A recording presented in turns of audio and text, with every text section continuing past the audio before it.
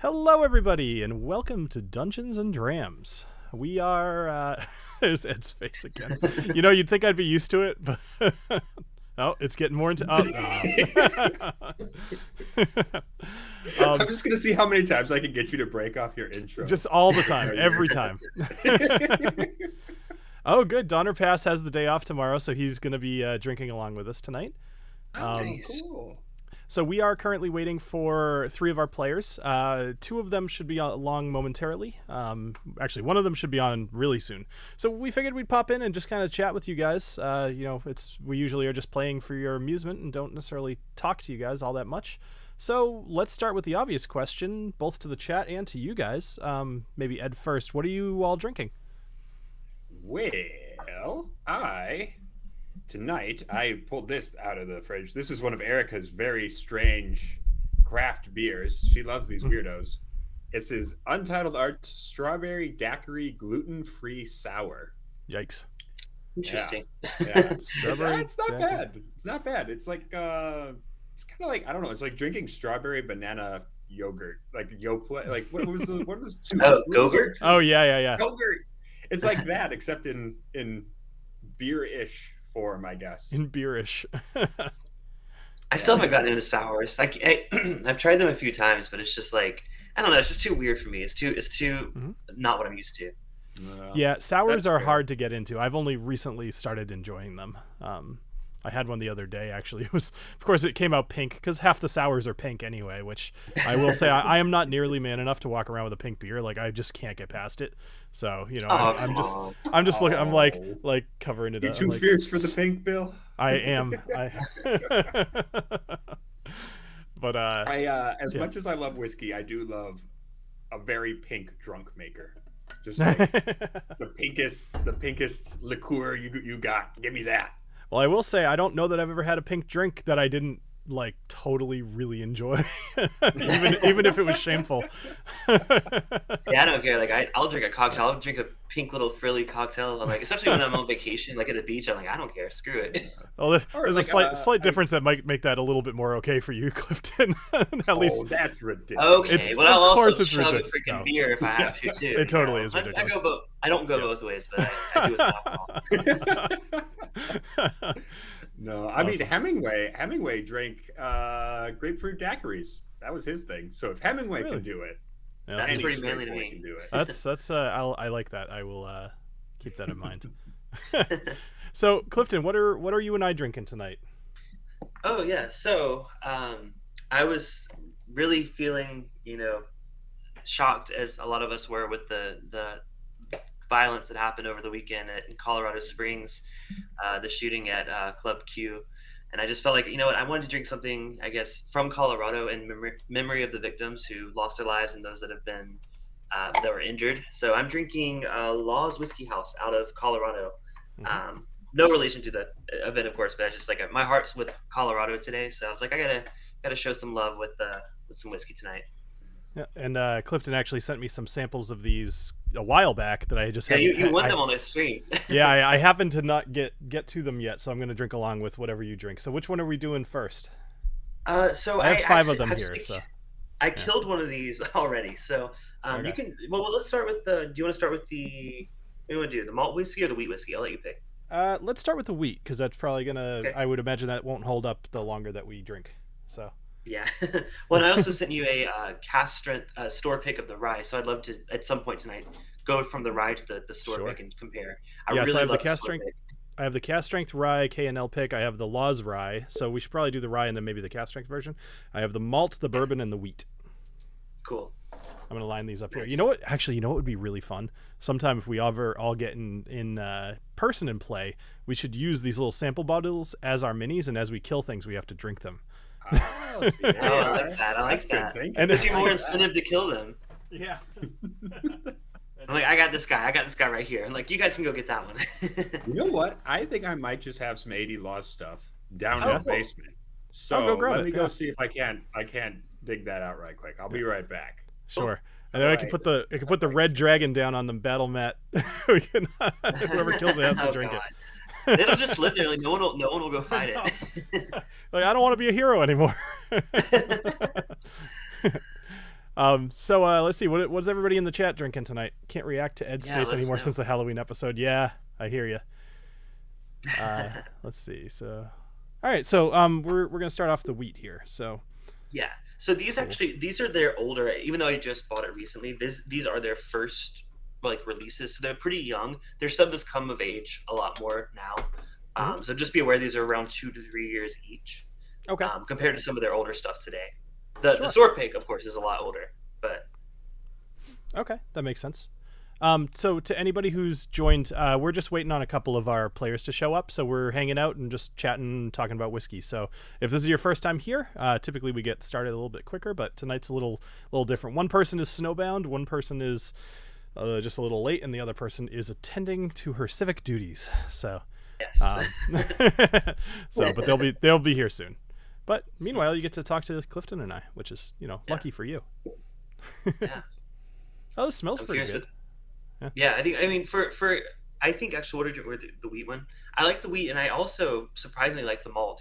Being a bourbon guy, you would think I wouldn't, but I think it's interesting. I don't know. I find that a pretty easy transition. Like if you do kind of like an American malted whiskey of some sort, like I could see somebody not being like, well, I like bourbon, but I don't really like Scotch. I hear that a lot, but I think American single malts are a really good crossover.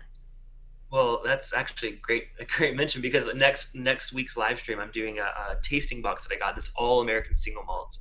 This company called Beverage reached out, and I did a stream with them last week. There's Jason. Oh, I don't know if they can see him yet.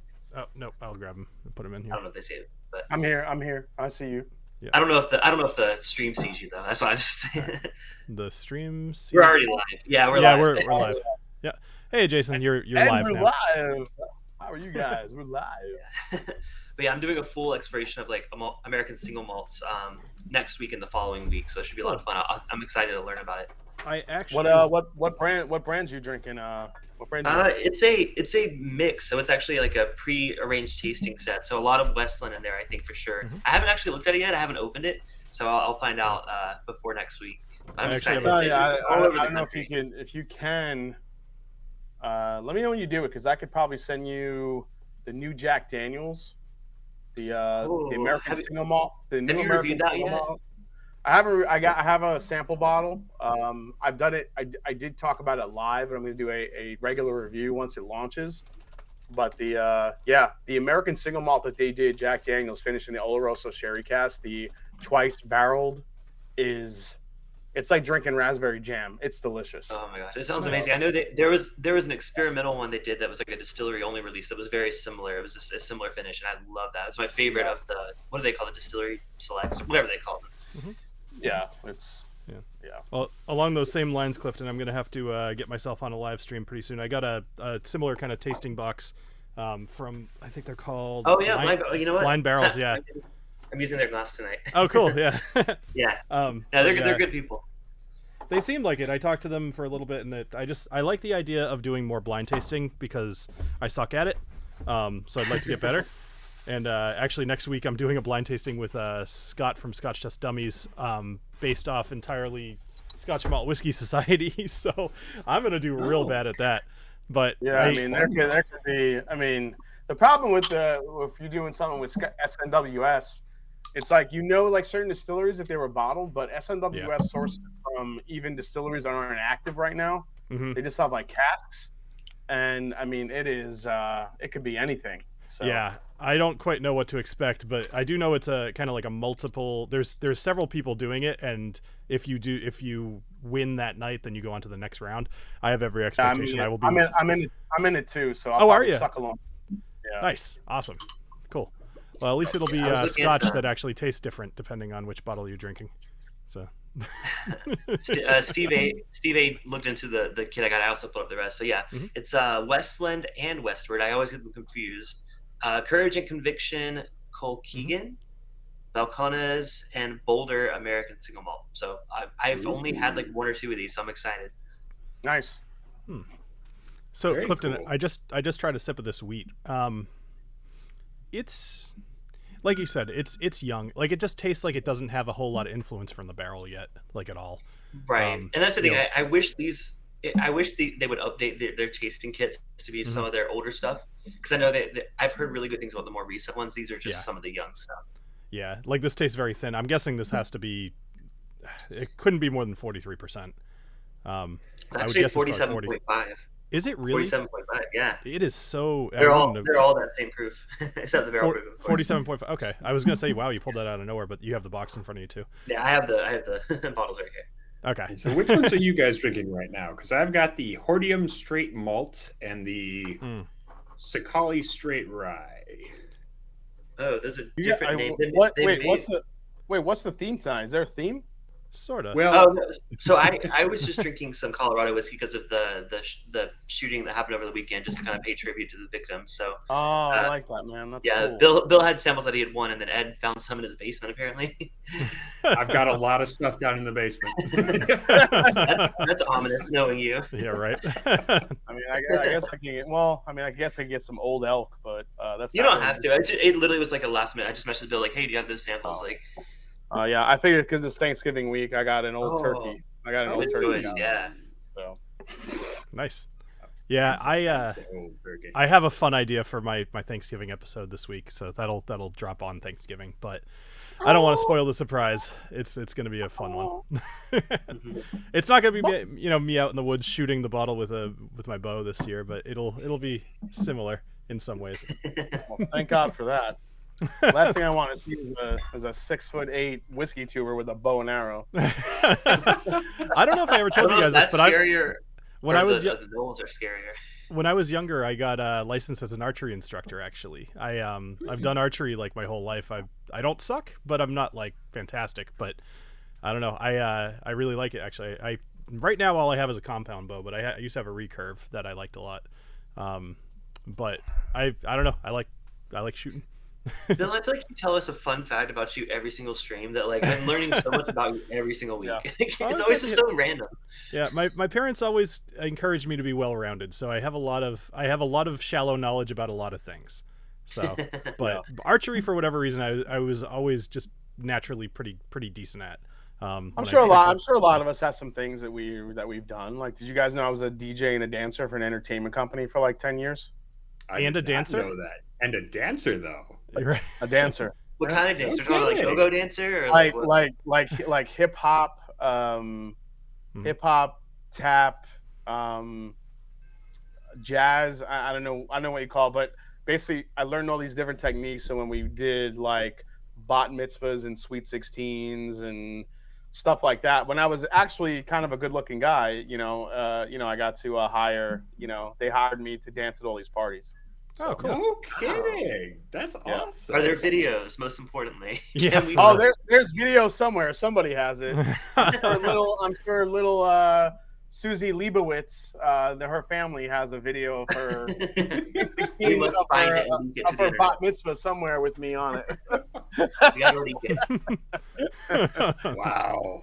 So yeah, man, I used to do the break dancing and all that stuff, and then when I wasn't doing the dancing part, I was doing like I was just basically emceeing and DJing weddings and a bunch of other parties did that shit for like 10 years, like all throughout college until I got like a job, outside of that stuff. So wow. Yeah. Cool. Man. I'm just picturing you like full on iced tea, electric boogaloo, spinning around. I was thinking more Magic Mike. Yeah, I had like Mike. I had like the MC Hammer pants. It was pretty good. So yeah, it was fun. All right. Yeah. All right. Yeah, EJ says we want video. I agree. I kind of want to see a video. I'm sure somebody has a video somewhere. I mean, I know I did a whole video with like doing a whole breakdancing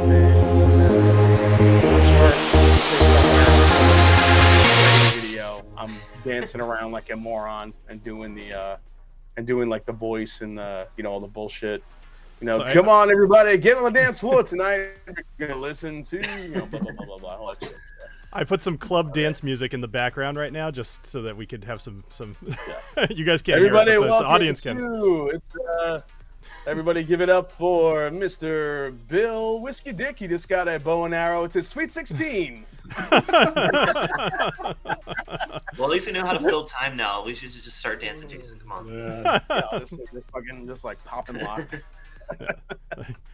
Everybody, See, get that's a your good booty on the question. floor tonight. Oh, wow. Yeah, exactly. Who's ready to do the Macarena? Get Oh, on the no. floor. Oh no. I'm out. Dude, that was the shit when I was DJing. Everybody wanted to do the Macarena. Macarena. Oh, man. Oh God, I remember that at every That was every junior high wedding, for me. especially. Yeah, every wedding. Every single freaking wedding. Yeah. And Man. every Mike- wedding song was either so when everyone got married and we would do the kind of the playlist for it, we would always meet with them and say, all right, what's your wedding song? It was either always Bryan Adams' Everything I Do It For You, or this or what was the Celine Dion song? It was a Celine Dion song that was always the pick as well. wow. It was like one of those two songs. The The one best from one I ever Titanic, the best or- one ever was Al Green, which was I'm So In Love With You, which was like the best. Yeah. Please tell me you don't mean My Heart Will Go On. Yeah. Oh yeah, that's Oh that's yeah, what yeah, it the was. Titanic song. Yeah. Yeah, the Yeah. I Titanic mean, to be song. fair, I walked down the aisle for my wedding playing the instrumental version of that from the movie, the piano version. Oh. You wait, like you were actually playing it on like? Yes, I was gonna absolutely. say because that'd be impressive. That would, it would. God, I've seen so many videos lately of people like singing as they're walking down the aisle, like the bride and groom, and it's just so cringe. I can't watch it. I mean, I wouldn't do it myself, but I can understand the impulse. Okay, but if you're one of the people that thinks they can sing really well, but you your friends just tell you Well, that that's the to problem. make you feel good. If you're Yeah. karaokeing Oh, yeah. like seriously, then I think you missed the point. Yeah. Oh yeah. The Yeah. videos I've seen Yeah, are that very was- serious, and they do the full song, not even an abridged version of it, just the full song. And you're like, oh my god. Mhm. The day's already about you. You don't necessarily need to make it even more so. Very true. Yeah, But, I missed. Thankfully, I missed that whole trend now of the bride and groom doing like a secret dance with the bridesmaids and the groomsmen and all that stuff. mm, I missed that whole fucking trend. Thank God, because I wouldn't have been able to. I'm like, what is happening right now? Can we just sit down and eat some pasta? What is happening? I'm see, this is why I like old Catholic weddings. You know, you walk in, the priest says the mass, you walk out, you're done. You know what event had the most fights that I ever saw? What was And that? you'd be surprised. You'd probably never guess in a million years. The events that had the biggest family fights Bar mitzvahs. were christenings. Oh, Wow. really? Every I don't know if it was us or me or someone else, but every christening I ever DJ'd there was a family like quarrel, either on the dance floor, in the hallway, in the back room, people crying, like women. Oh, she's a witch. I hate her. Like she's just a all witch. yeah. I mean, Oh, like I'm like it's a christening. What is happening right now? Like why? Everyone's fighting always at christenings. It's a happy time. Yeah, that's The so baby weird. got Like, blessed. yeah. Yeah. we did that but it was such a small event. Like it didn't take very long. I'm surprised that emotions could ramp up that quickly. But I don't know. Yeah. I suppose it's there's a new baby in the family, Yeah. and you bring together a bunch of family who maybe hasn't been around each other in a while, but they all want to be there to see the baby get baptized, and then it's like, oh, all that family drama just comes seeping out. It's just like I bet you it's not even like before the christening. I bet it's after the christening. Everybody gets together for a few drinks afterwards, Mhm. and everybody just starts talking about old shit. Yeah, I so just real quick interrupt. So I threw this out to anybody who's in here. If you guys have any questions about the campaign or for the players about anything in particular, that could be kind of fun to do while we're just kind of hanging out. Depending on when people pop in, we may just call this one early because I don't necessarily know that I want to get into something if we're Are only we gonna still? have, Are Molly and Adriana going to be? Audrey- Or they should. are they joining? They both said They that they would. I understand Molly. So for anybody at home, so Molly's at a thing. Basically, it's like a civic thing. So she doesn't know when it'll be over, but it should be soon. Adriana was in Buffalo, New York this last weekend and got kind of snowbound because there was like 6 feet of snow all of a sudden out of nowhere. Yeah. What is she doing? What is she doing? I was wondering the same thing. Yeah, I have no idea. Yeah, so I'm not entirely sure what's going on with that, but either way, she was like, "Yeah, I'm gonna go to my friend's place, but I think I might be able to plug in and go." So I don't know, but I think if people don't should be here in like the next 10 minutes or so, at least that's what she originally said. So to be honest, if it hits like 10 o'clock and the other two aren't on, like I say, we just change this to chatting until I'm still here to chat and drink. Yeah, like I'm cool with that. Like I think that would be great. Part of the thing. So we have today is the 21st. So next Monday, we're not going to play, and then the following Monday, unfortunately, I can't play, which I think I need to be important. So unless somebody wants to do anything on the channel, we'll probably end up skipping the next 2 weeks. So that was why I kind of wanted to get into this tonight, but it is what it is. Like honestly, it's not a big deal, and the holidays are a tough time. So I'd rather play when we all can be like right in it. So yeah, for sure. Yeah. So speaking of, Steve kind of nailed this: drink, whiskey, kickback, and BS. So how about what are you drinking right now, Jason? Are you drinking anything? I'm drinking that Russell's Reserve. Oh, that's right. Yes. I'm having all sorts of turkey tonight. So that's right. I know you said that you were having an old turkey. I didn't know if you actually said what it was. So yeah, this is the Russell's Reserve 2003. It's a 16-year-old bourbon from Wild Turkey. But the crazy thing is that at barrel proof, it's only 89.5 proof. Really? Wow. Yeah, this goes back. This was the last batch of barrels when Wild Turkey was doing their low entry proof before they put it back up to 115. Mm-hmm. So this was kind of the last barrels that they did that with, and they released this a couple of years ago as a 2003 release. And you know what? If you blinded this against some higher proof stuff, it wouldn't do it justice. But when you have it on its own, it's so elegant, and nuanced, and layered, and just delicious. And it's for an 89.5 proof bourbon, it's got a lot of texture to it, which is pretty incredible. Wow. I love the term elegant for describing whiskey. Right? Yeah. It is kind of elegant. It is kind of elegant. Because there are some ones that just punch you in the mouth that are just aggressive and assholes. But this is a nice, elegant, just easy sipping, but yet flavorful, like flavor bomb of a bourbon. I love it.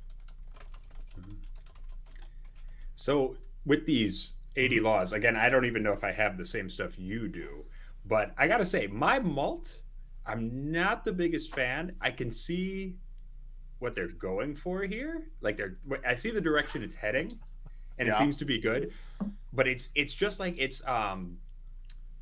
smells like what's the thing? Hey, what do you think when you heard this?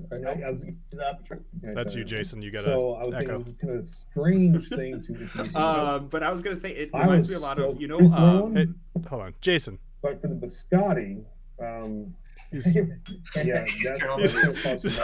Jason's watching himself talking about biscotti. He's like, I wasn't feeling Italian enough. I had to listen to. I think he thinks I'm sure he does. This is the Jason. So we should mute him? Yeah, I'll mute him. There we go. All right, we're gonna hear him, but the audience won't. Okay.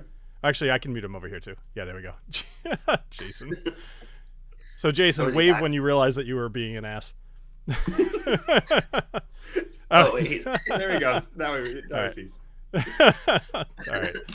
We heard you. You were learning about biscotti, or listening to yourself talk about biscotti. It sounded like you. I don't know.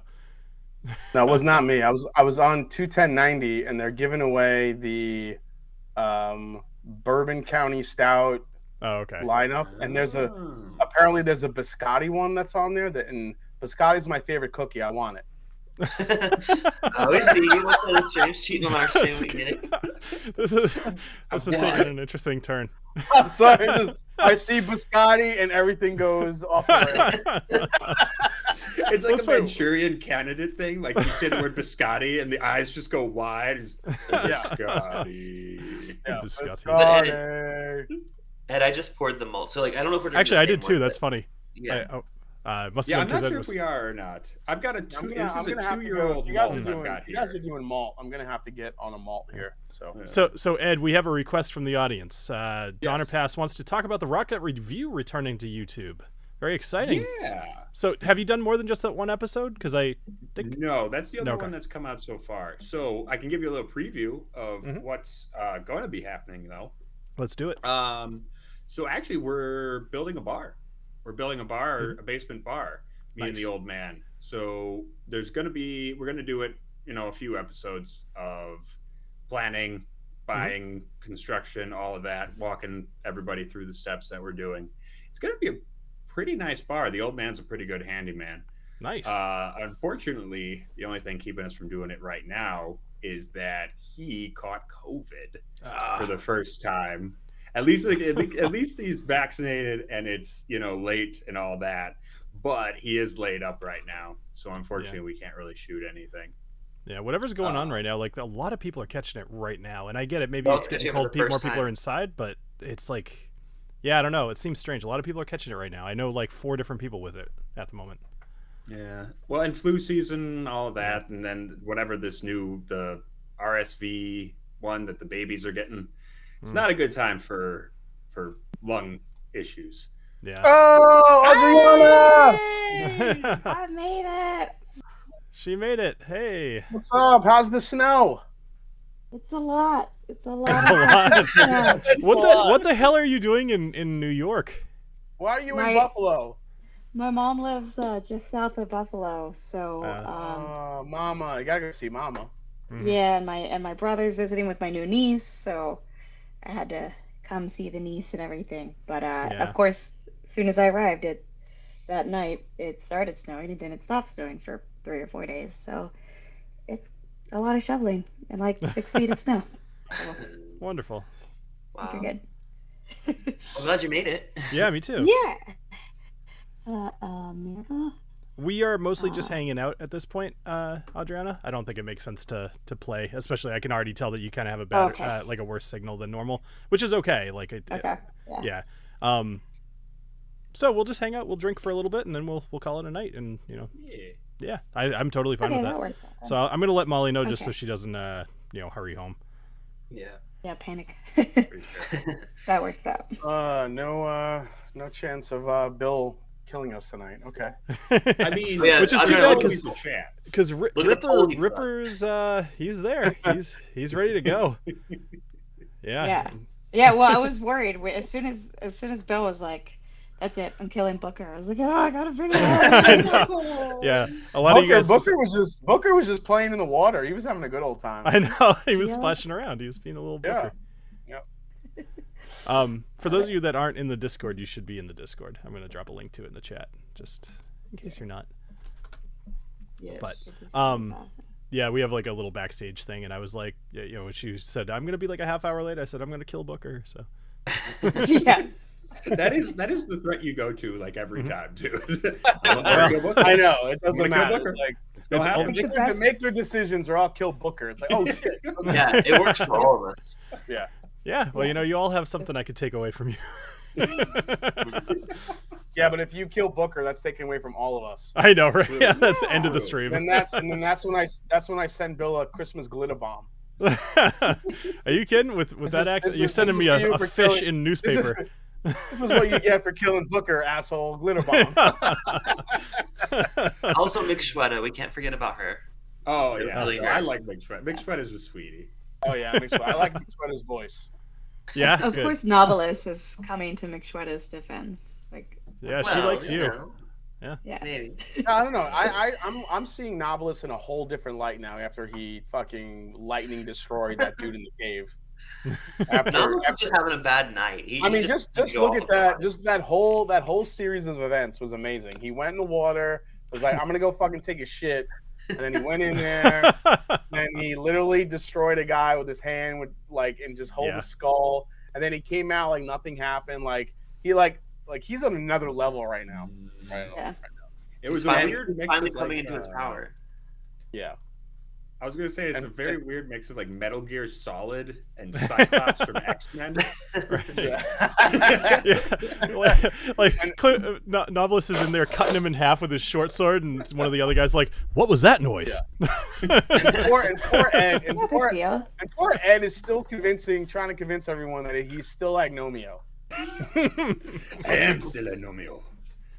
Oh, you know what? I was gonna post something in the Discord. Another reason why everybody should join the Discord.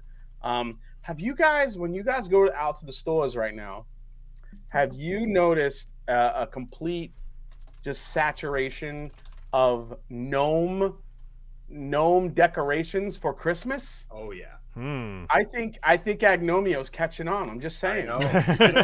Well, it's funny because I did that little Christmas thing with it's the Tomte Nessa. Oh right, yes, yeah. I did that last year with the little Tomte, and then this year everywhere, even like the hardware store in town has those little fuckers all over the place. I don't know why, but they have gotten crazy popular. Oh, you. Do you see them with little rapiers? They should have that. They should have little Zorros. They should have it. Yeah. No, like seriously though, like I go to go to the stores around here, like all the Christmas decor areas all have gnomes now. I don't know what it. Yeah. That's like kind of the thing this year is gnomes, Christmas gnomes. My wife came home with like 5. I don't know why. Like it's not even a thing that she normally does. Like we decorate the house, of course, but like she doesn't get like, oh, I need to get this thing or even words on the walls or any of this stuff.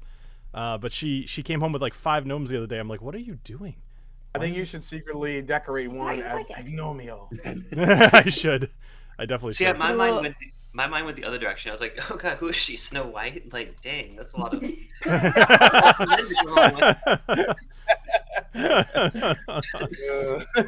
Yeah, I'm the lesser known dwarf. Yeah, they're dwarves. They're not gnomes. Yeah. I know, Never mind. but this is where my mind went.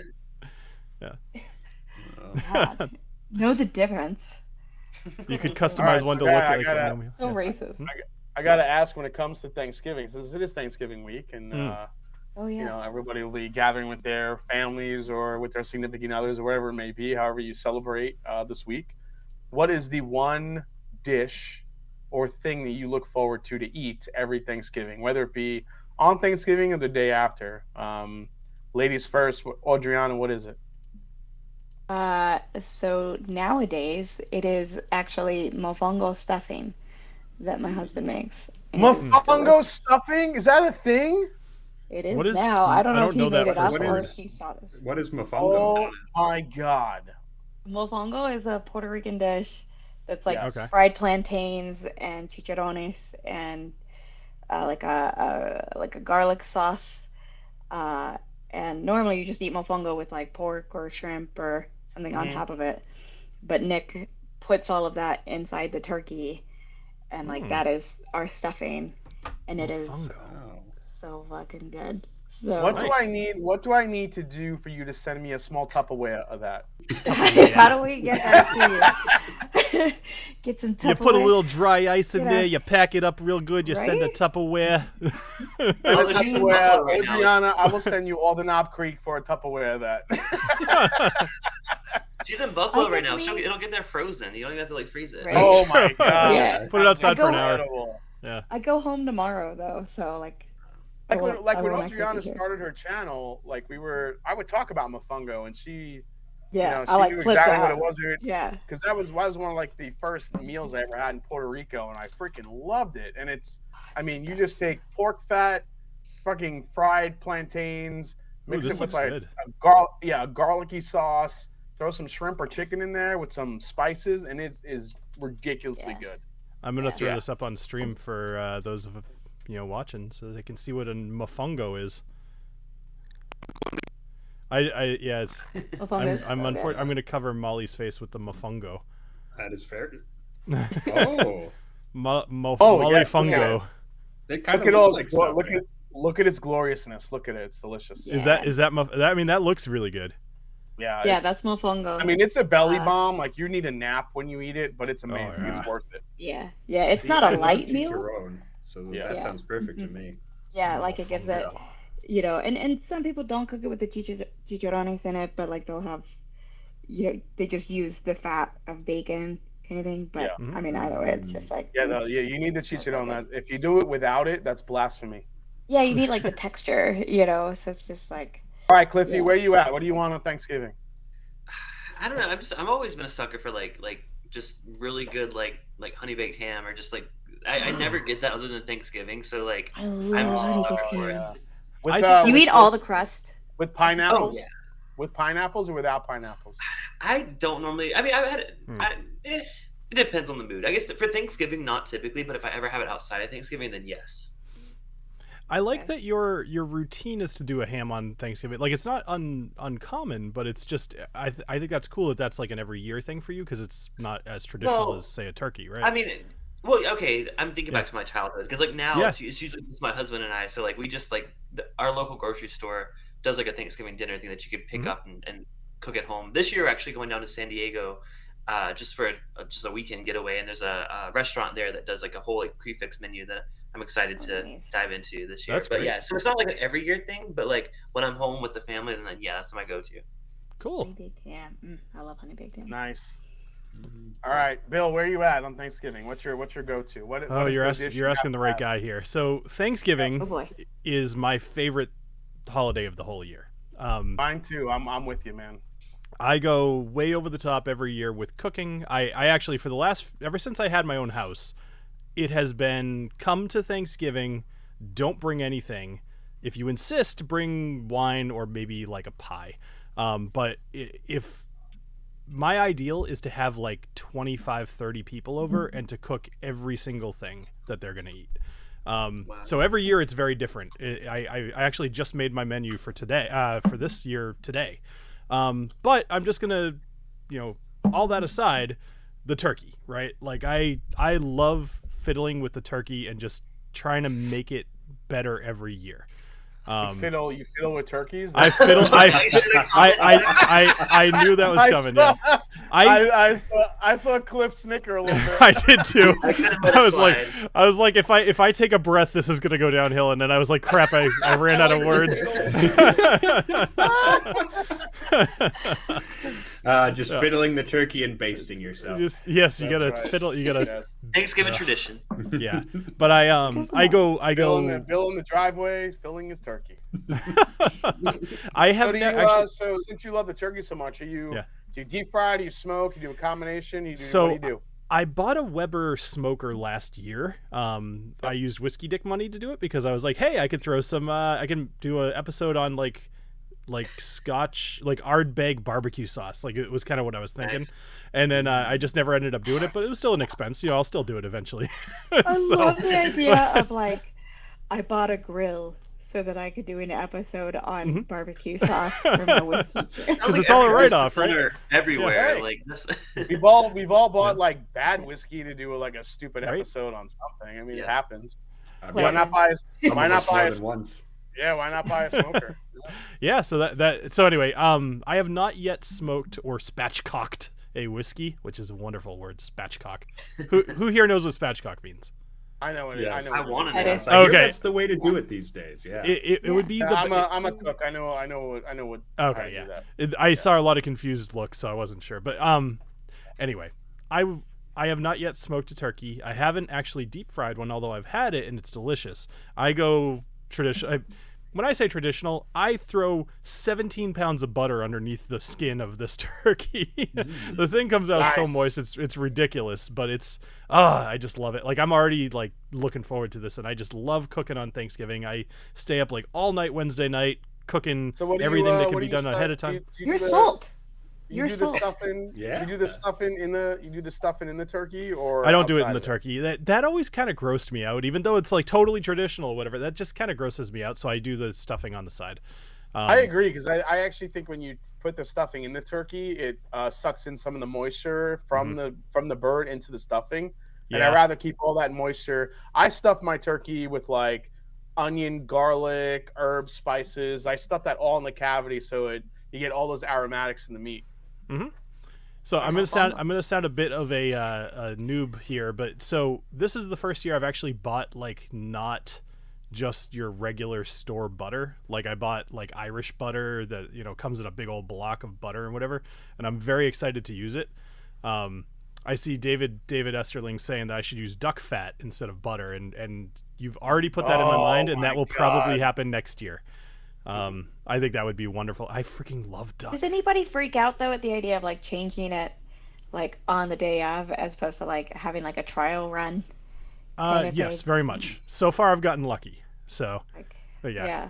I Like I would be scared of like doing the duck fat thing and like not really knowing how I'm doing it Yeah. and well, going all in on Thanksgiving. I would probably do a turkey ahead of time with the duck fat, like in, I don't know, Right. January or February. Yeah, give it or even try like a small rotisserie chicken with duck fat to see how it comes out.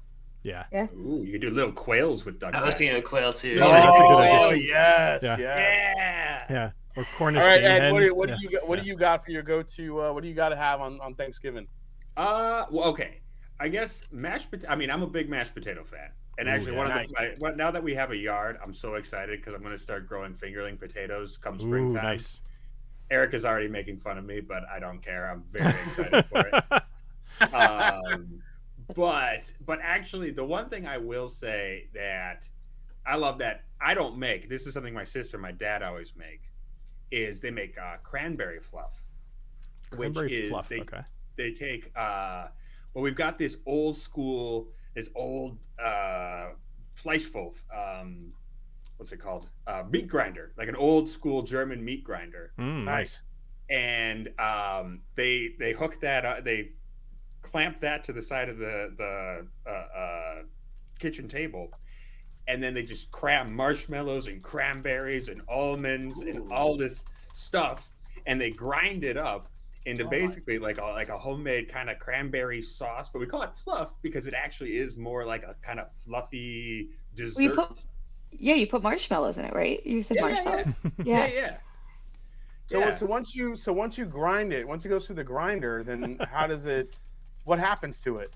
It's literally like so like you pack in the cranberries first, and you pack on the marshmallows on top of it, and then you do the almonds or whatever, and you start grinding that up. And then one person's job is just to keep putting layers on it so that it all gets mixed up. And as it grinds, it turns into like basically like it's not quite a jelly, but yeah, it's like a fluffy cranberry. Oh my sauce. God! You could put that on anything. Yeah, it's delicious. You can put that on a shoe and it'll taste good. And so like my dad has very strong opinions about how much sugar to put in there to get the tartness versus sweetness. That's a tough right. one. Yeah, but I trust him. I just eat it. He just does his thing. I trust him. So nice. Yeah, Bill, have you? sorry. Oh, go ahead, man. I was gonna say, Bill, have you moved on to the rye? I was waiting for a break to find out what you were going to drink next. So you want to switch to the rye? I want you to try the rye versus the store pick. But Jason, go ahead. I was gonna say my favorite thing on Thanksgiving is actually the day after. I take the stuffing that I put in the refrigerator, and I pack it. I take like one big hunk of it. I pack it down. Then I take turkey, cranberry sauce, stuffing, gravy, and a little sliver of cream cheese. You do go cream cheese, okay? Yeah, then I throw that on a panini press with another layer of stuffing, and then I slam that panini press down, and I make the most amazing like Thanksgiving after leftover sandwich ever. Oh, that's amazing. That sounds amazing. That's what I look forward to every year because it comes out that the obviously like so before you put in the panini press, you got to butter the shit out of the panini press because it makes the stuffing the top two layers really really crispy, and then you put all the pressure down. When that thing comes out, it is the best sandwich ever.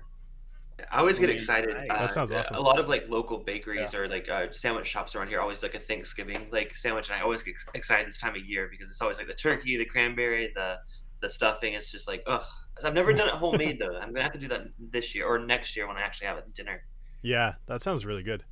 I I love. I don't know about you guys, but like I love when a sub shop does like a turkey sub, or like a turkey dinner sub where they have like cranberry sauce and stuff. That's so good. I don't know. Do they have D'Angelo's anywhere near you guys? I don't know if that's a countrywide thing. No, I don't know that one. So they do. There's about 20. There's about 37,000 of them in New York. Right. Yeah, for sure. I'm heading out to. I'm going to Newark, New Jersey in like a week and a half, and I'm so not excited about it because it's New Jersey, and it's just it's gonna smell. Yeah, Jersey's got some good delis, dude. Go to Jersey, it's got some delis. Yeah. Well, you know what's nice actually. So I'm right near Penn Station, which isn't super far from Widow Jane Distillery. And if I can make the time for it, I might head over there. But it's all going to depend on what time I get there on Monday night. But I'm excited. I know you won't. You probably won't have time, but you have to go to Brooklyn and go to Kings County because it's a really cool experience over there. Brooklyn would be a little bit of a hike. Yeah, a little bit out of the way though. I know. Yeah. Plus, I'm driving. I have a Toyota Tundra. It's like a big truck. I don't want to drive that thing through the city any more than I have to. It's just Yeah. I've never actually had. Molly's still in the town meeting, unfortunately. Okay, well then we made the right call. Yeah, I would very much like everybody to be here for the next couple of episodes. So I think we made the right call. That's fine. Yeah. So Clifton, as far as this rye goes, again, similar to the wheat, just the regular rye, it's okay, but it's kind of like watery. It's a little thin. And yeah, it's the same proof as the other one. And again, I don't. I said these because like I bought them myself. Like it's not like this. Like I don't feel bad shit talking to brand. Like I bought it, but I think this sample set was so young, and I really want to try their newer stuff. But the thing is, their newer stuff's pretty expensive, and I'm like, if I don't love this yet, how do I know I'm going to love that? So that's why I bought the single barrel store pick. I figured that was a little bit different, and I think that might have changed my mind a bit. I'm really liking where that one comes in at. I don't remember the actual age of this one. I'll have to look that up. But I think it really shines in like the more recent stuff. So I got a question for you guys, because the one I have here, it's a 3-year-old bottled at 50%. Okay. Is that what you guys have? No, that's the newer ones. The 100 proof ones are newer ones. They should be a bit older. Yeah. So I'm actually, because I was going to say, I'm really enjoying this rye. Okay. And it is certainly, like, I like young rye. Everybody knows I like young rye, and this is kind of perfectly. It's just young enough to have a lot of that spicy, black peppery kind of Earl Grey tea, but it's also old enough that it doesn't have that stinky dead leaf, rotting vegetation thing going on. Yeah. I've got it. I like the rye a lot better than this malt. This malt is a little too stinky. But what's the term I'm looking for? Not Highland, but like a young Speyside, that Speyside funk kind of. Yep. That's what it reminded me of. The malt. Okay. Yeah, but the rye. What distillery is this?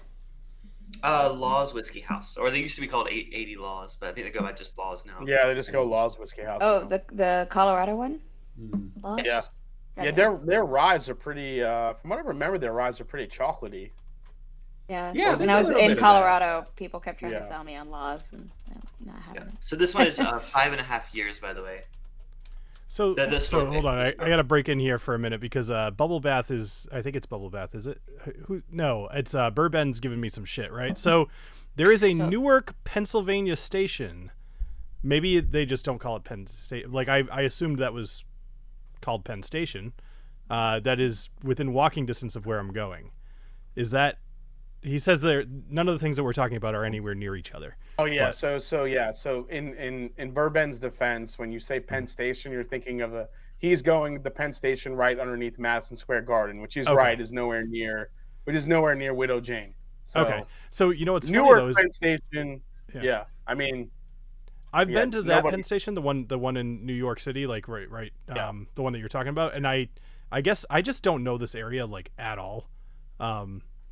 And so I just assumed it was the same one. If you say Penn Station, 99.9% of people are going to think you're going to the one underneath Madison Square Garden. Okay, that makes sense. Yeah. Why the hell would they call it the same thing? Why is it Newark Penn Station? Like, that's just uncreative.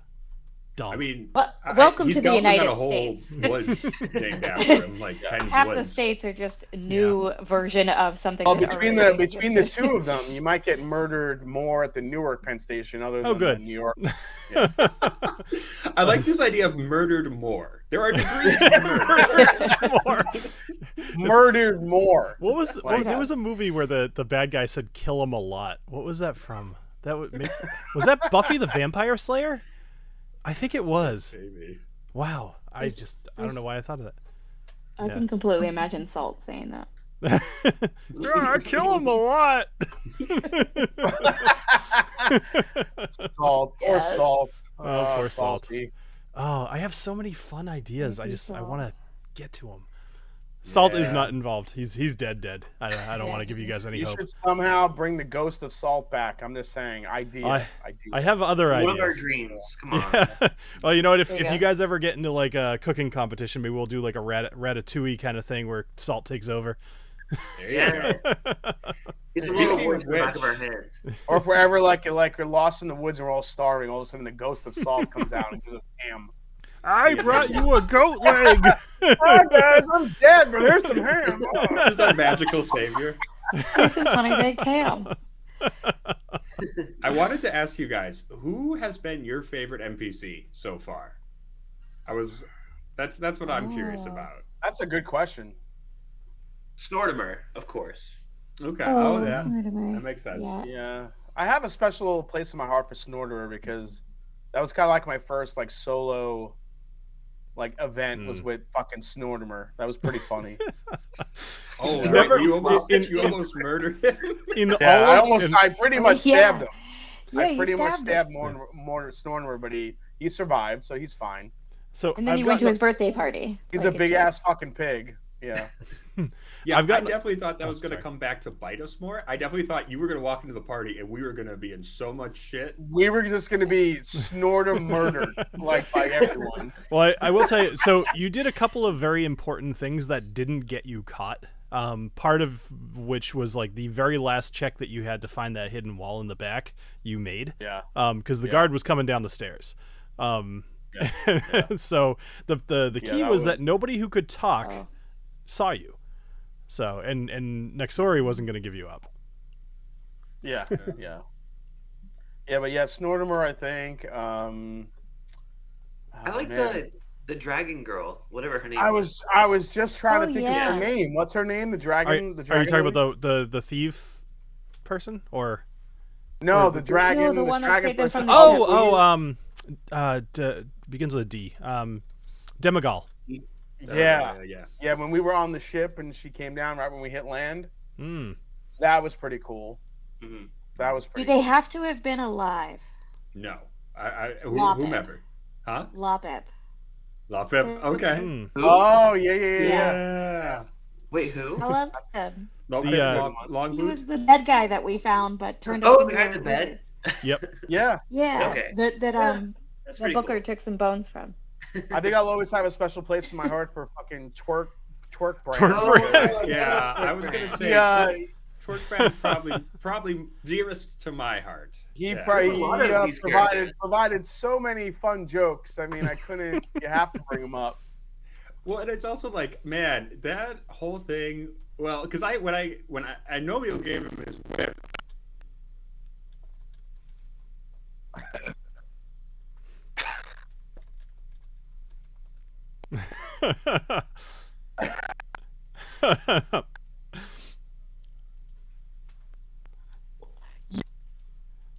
Love it.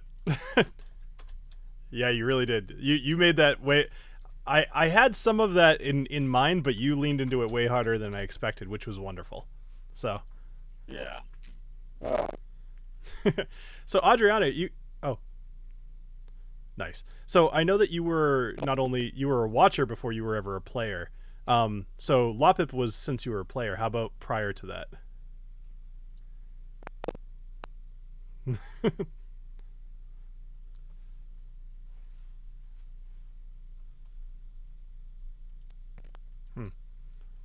Yeah.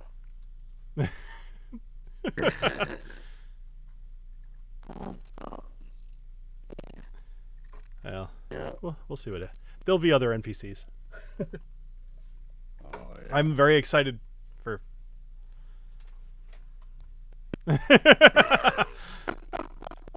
Oh, hold on a sec. People are saying that I'm the only person that they can hear, which, well, I mean, yeah, we're about where the what do you call it, the climax of the episode would be happening, so it makes sense that technical issues would start happening.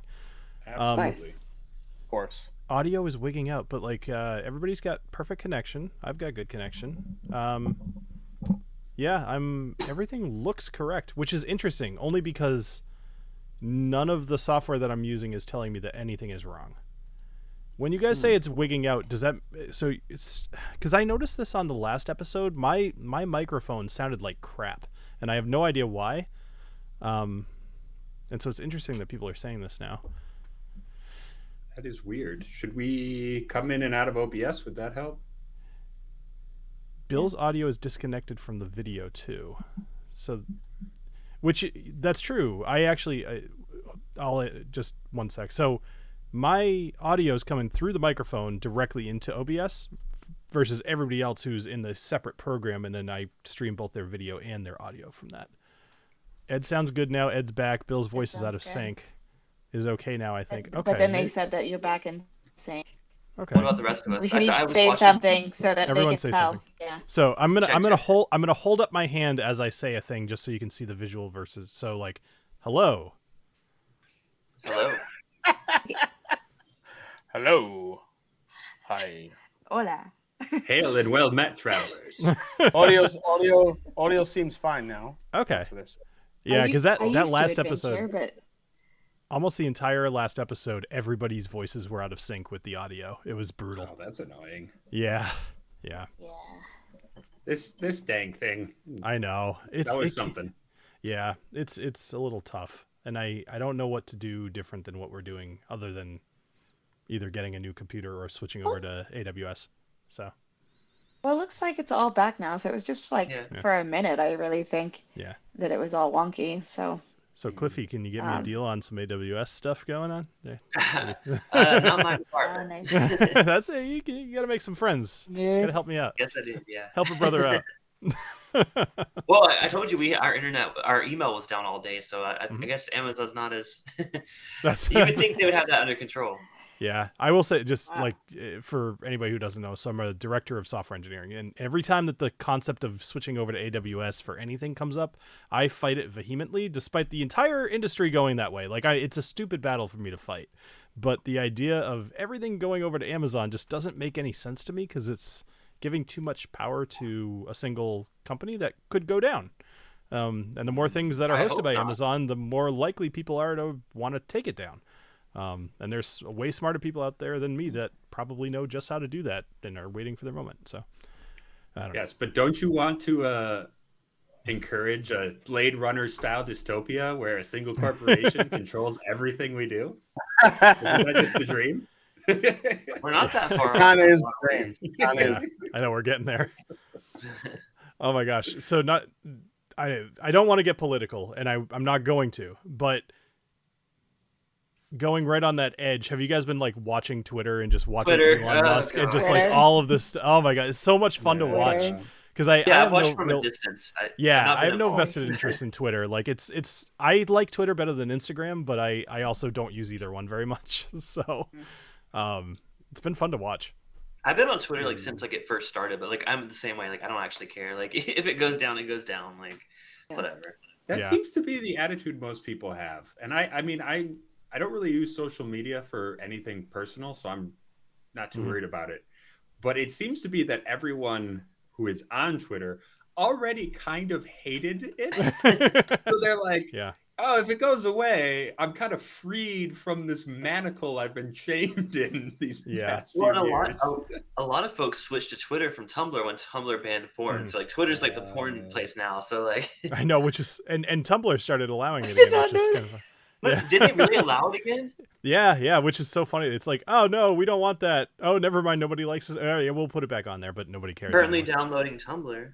I didn't even know there was porn Well, on that's the thing Twitter. about Tumblr too was like part of the reason porn was so popular on Tumblr was because it did represent you could find erotica designed specifically for certain sexualities that were not well represented in the mainstream. So like Tumblr kind of shot itself in the foot because there's like, listen, if I want to watch bisexual porn, I ain't going to Tumblr anymore.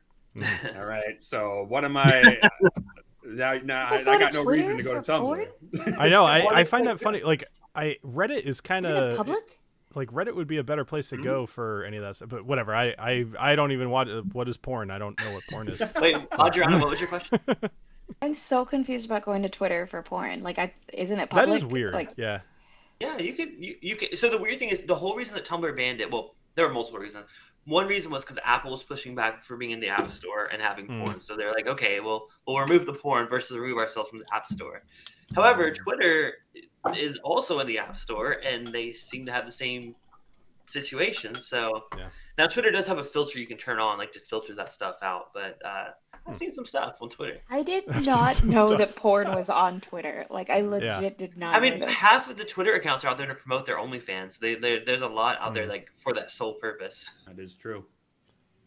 So, not to derail, but I just... I'm in like nerdy Twitter. I'm in like science Twitter where people just retweet like, I just published this paper, read it. Like, that is my Twitter.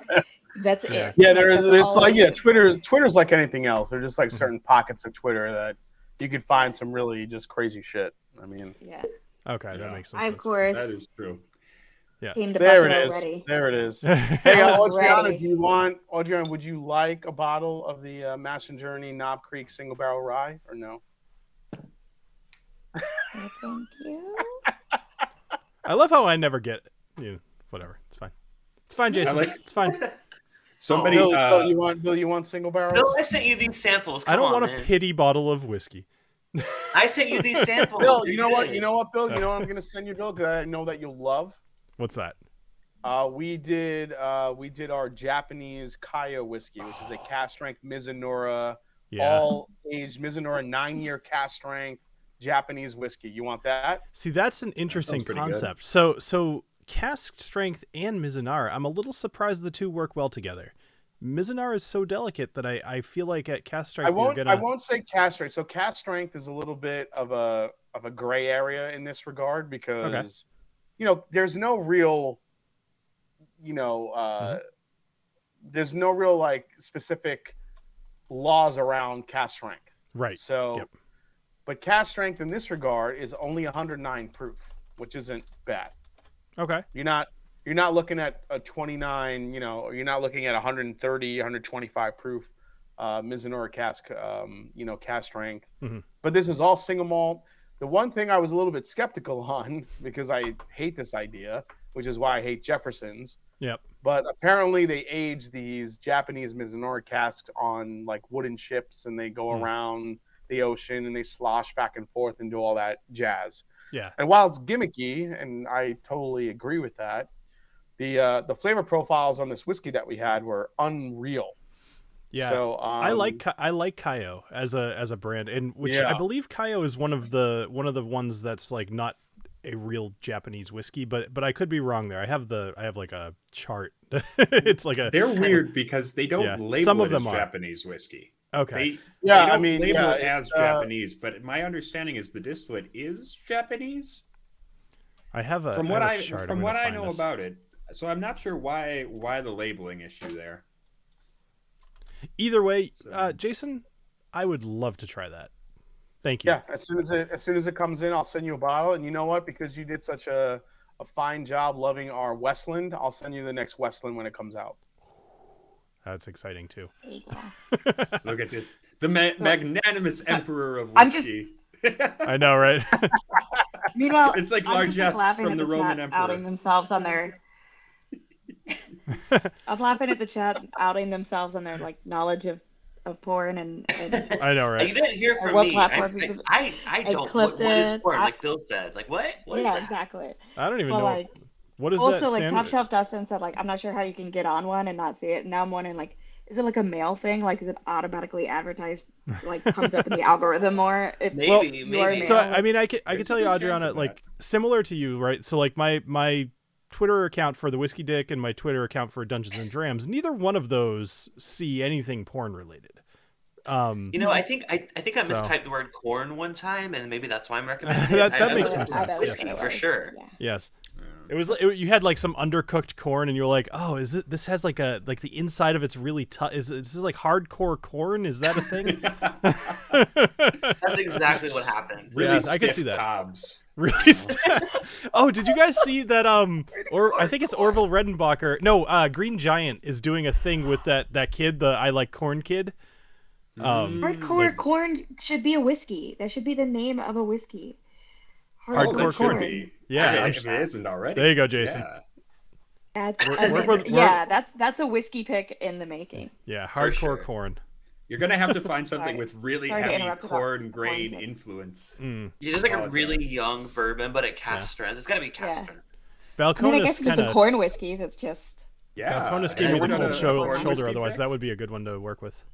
But man, you know what? I realized what happened is, so I was planning on doing this Golden Harvest single malt with Balcones for a while, and they kept like, I would talk to the person like even on the phone. I'm talking like, yeah, we'll send you, and they kept putting it off, and I'm like, what the hell is going on? And at one point, I just straight out was like, look, I have got like thousands of dollars just waiting to buy a barrel from, like, what is happening? And she was just like nothing.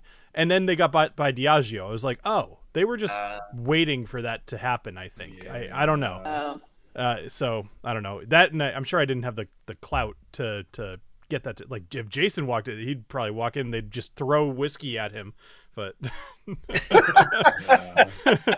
No, it was funny because I don't know about that. they're rolling out barrels, just right. a truck full. Come Yeah. on, take it. There you go. Give it to him. There you go. No, I'm but it was also funny. laughing because my quality is not great right now, and okay. Sorry, I'm just laughing because go ahead. my No, quality it is wa- not great right now. I think I have a weird delay. Oh, she's lagging real bad. Yeah. Adriana, you are way behind. I'm gonna You- I wait. mean, you- I'm just I mean, gonna you wait look- it out. You look and sound okay. Yeah, you look. Yeah. alright. I mean, through OBS Ninja, like you're in time, like real time. Yeah, I'm just gonna wait it out. Go ahead.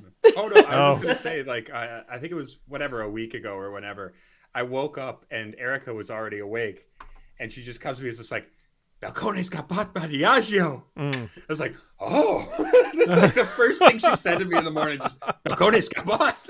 Those are big words. I feel like if someone said that to me first thing in the morning, I would be like, wait, what did what? Yeah, what happened? What the fuck? I'm curious. Single barrels are every single different one. We get to do. It's a different experience. It's crazy. And the thing that really pisses me off is these guys will pick barrels. We can't give you a timeline. We can't give you a timeline. We don't know what's going to be bottled. And then they all show up at once. Yeah. It's like, what are we supposed to do? And then distributors are, when you want to get this out? I'm like, can we give everybody a break? This is ridiculous. It's like, you want to just run these out every day? That's not going to happen. So. Yeah. I cannot relate, but okay. I was just, like, I can only relate via your like Patreon posts. Where Oh you're yeah, like, as a consumer. oh hey guys, I have a. Never mind.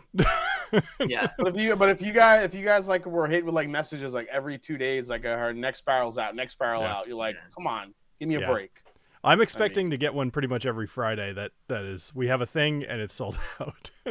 So, well, I mean which is the last one wonderful. we did Like, last a while, but yeah, I'll send you the link for the Cayo and for the Westlands when they drop, Bill, and you can get those bottles.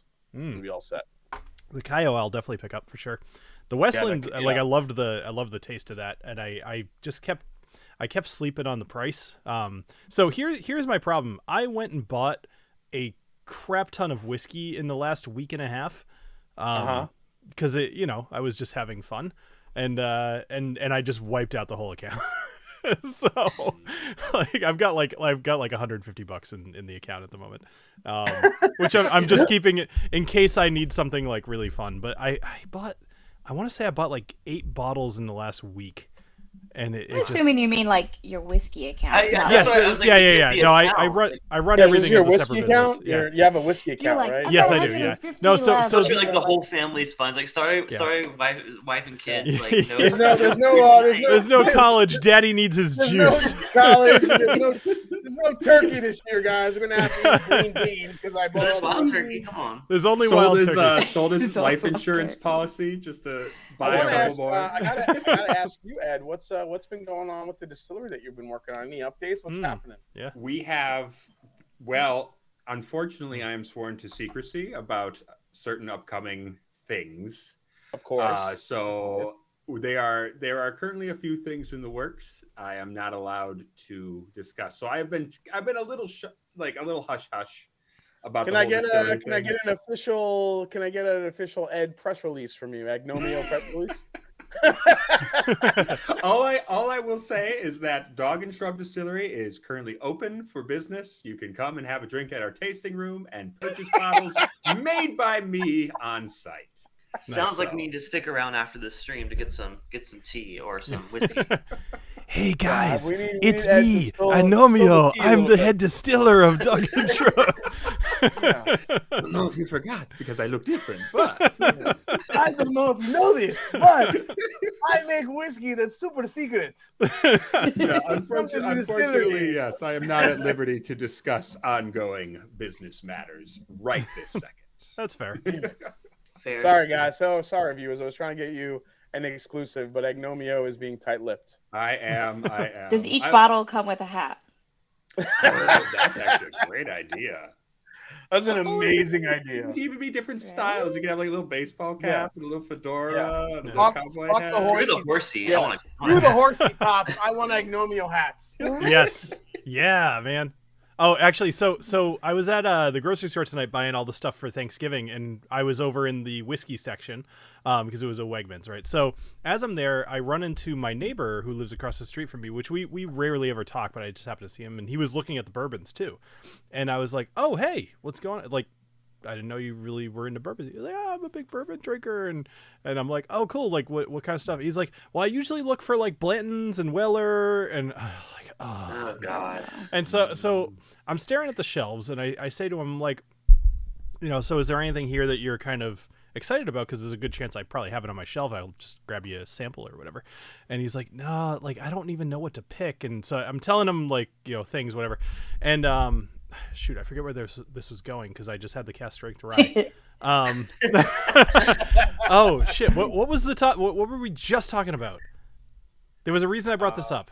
Putting Hats hats on the Hats. bottom. That's what it was. So Whistle Pig has the their Boss Hog 9 sitting on the shelf, and I started talking to him about how they're going to be doing this whole, what is it called, a muse range, where it's like more crap that is like every top is a different muse from like friggin' Greek history. You guys know about this, right? Yeah. Yeah. And just we were talking about that, and then he started talking about the Blanton's thing, which I thought was interesting to this particular group of people. And it makes me realize that like the casual whiskey drinker really just thinks that they should buy Buffalo Trace everything.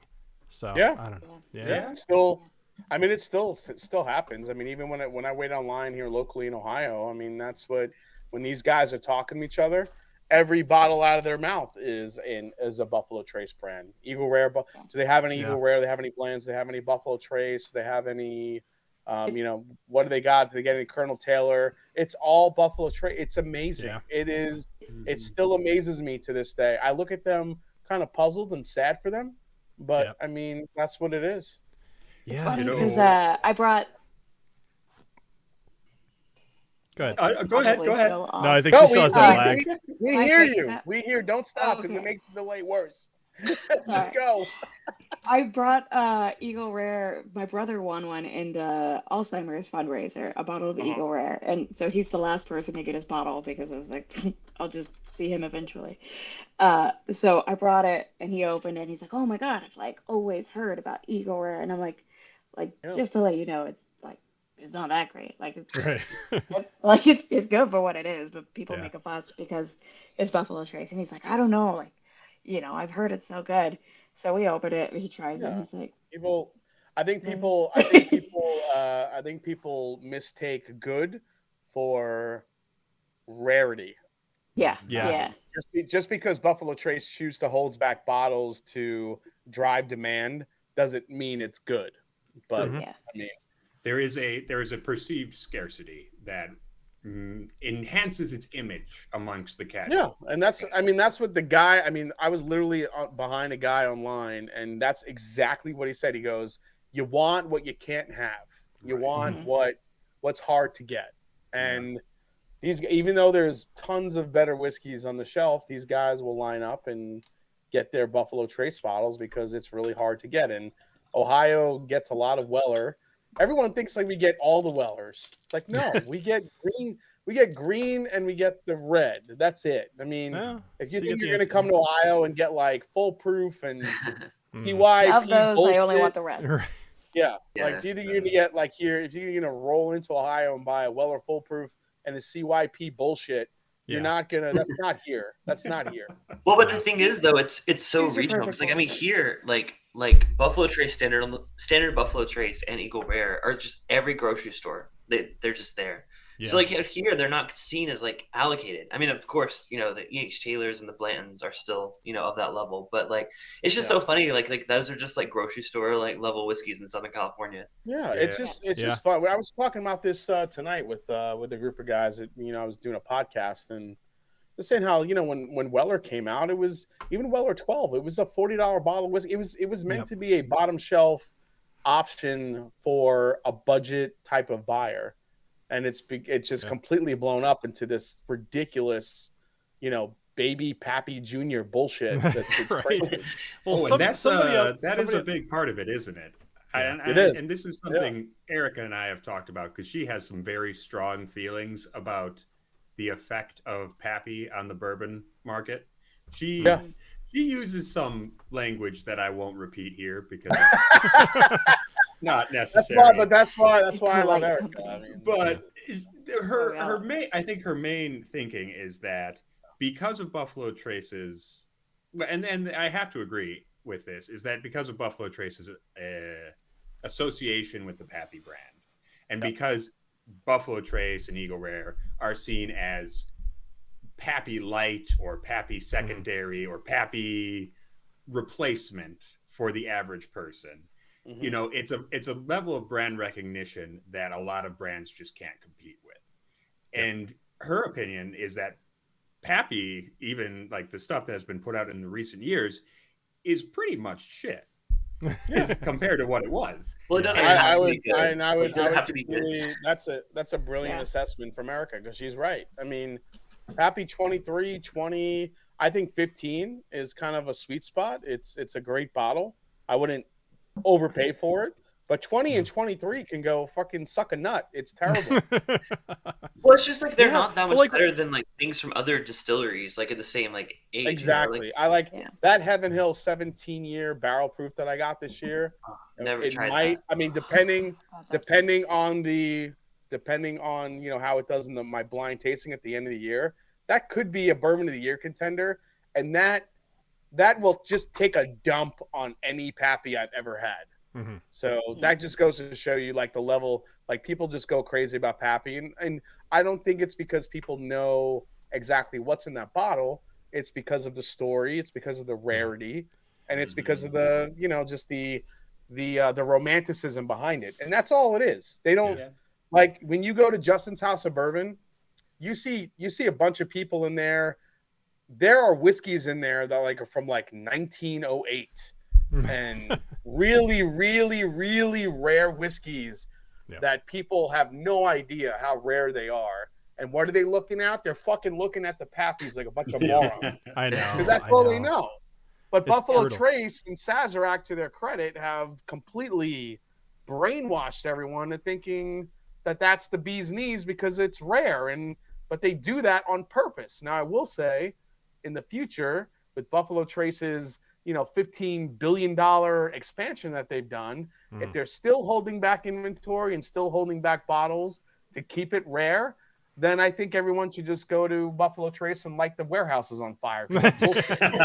They'll go up real easy. Like you said, you make a great point. Like, it's like, you know, can you blame Sazerac and Buffalo Trace? I mean, like, people spend their money how they spend their money. Like, yeah, like it does suck, like for the average person, but like if people are still willing to pay, Like if you're a it just kind company. of blows my mind. Like, I mean, I almost am surprised that they aren't raising their MSRP on it, because like, why not make money? Yeah. Well, I Well- do think I think it's a matter. They have a certain brand, and there is brand recognition that they can count on for now. Yeah. But I do think in the long term, it's going to be an issue of diminishing returns, because I think, and this is, I actually had an interesting conversation with my doctor the other day. My doctor knows I'm a whiskey guy, and so pretty much every time I see him, for 10 minutes after, he just picks my brain about whiskey. Yep. But he was talking about hunting for Eagle Rare and Buffalo Trace and all these other bottles that he really, really wanted. And pretty much everything out of his mouth was Blanton's, some sort of Sazerac product. Yep. Yeah. And I think the problem that you're going to run into as the bourbon wave either plateaus or cools or whatever portion of the cycle we're in right now, is that people are going to lose their enthusiasm for the tater brands. They're going to lose their enthusiasm for hunting particular brands.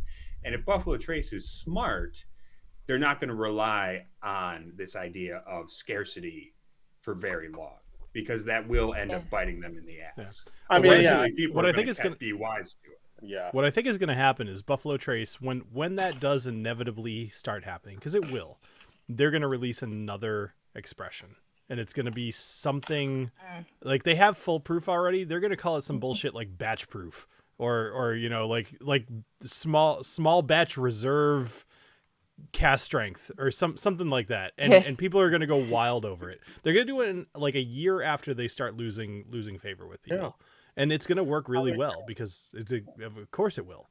Yeah, I mean it's amazing. I agree. I think Ed is on point. I think to a certain point, to a certain degree, at some level, one day, people will just get sick of chasing it. I hope. Mm-hmm. I think people chase it now because it still commands a lot of resale market value on the secondary, and people like to buy them up and resell them, and I get it. But there's just so much good shit out there. I don't understand, even to this day. In the last few years of whiskey, we're in a golden age of whiskey. There's just so much good shit out there that it's hard for me to believe that you could even go to craft whiskey.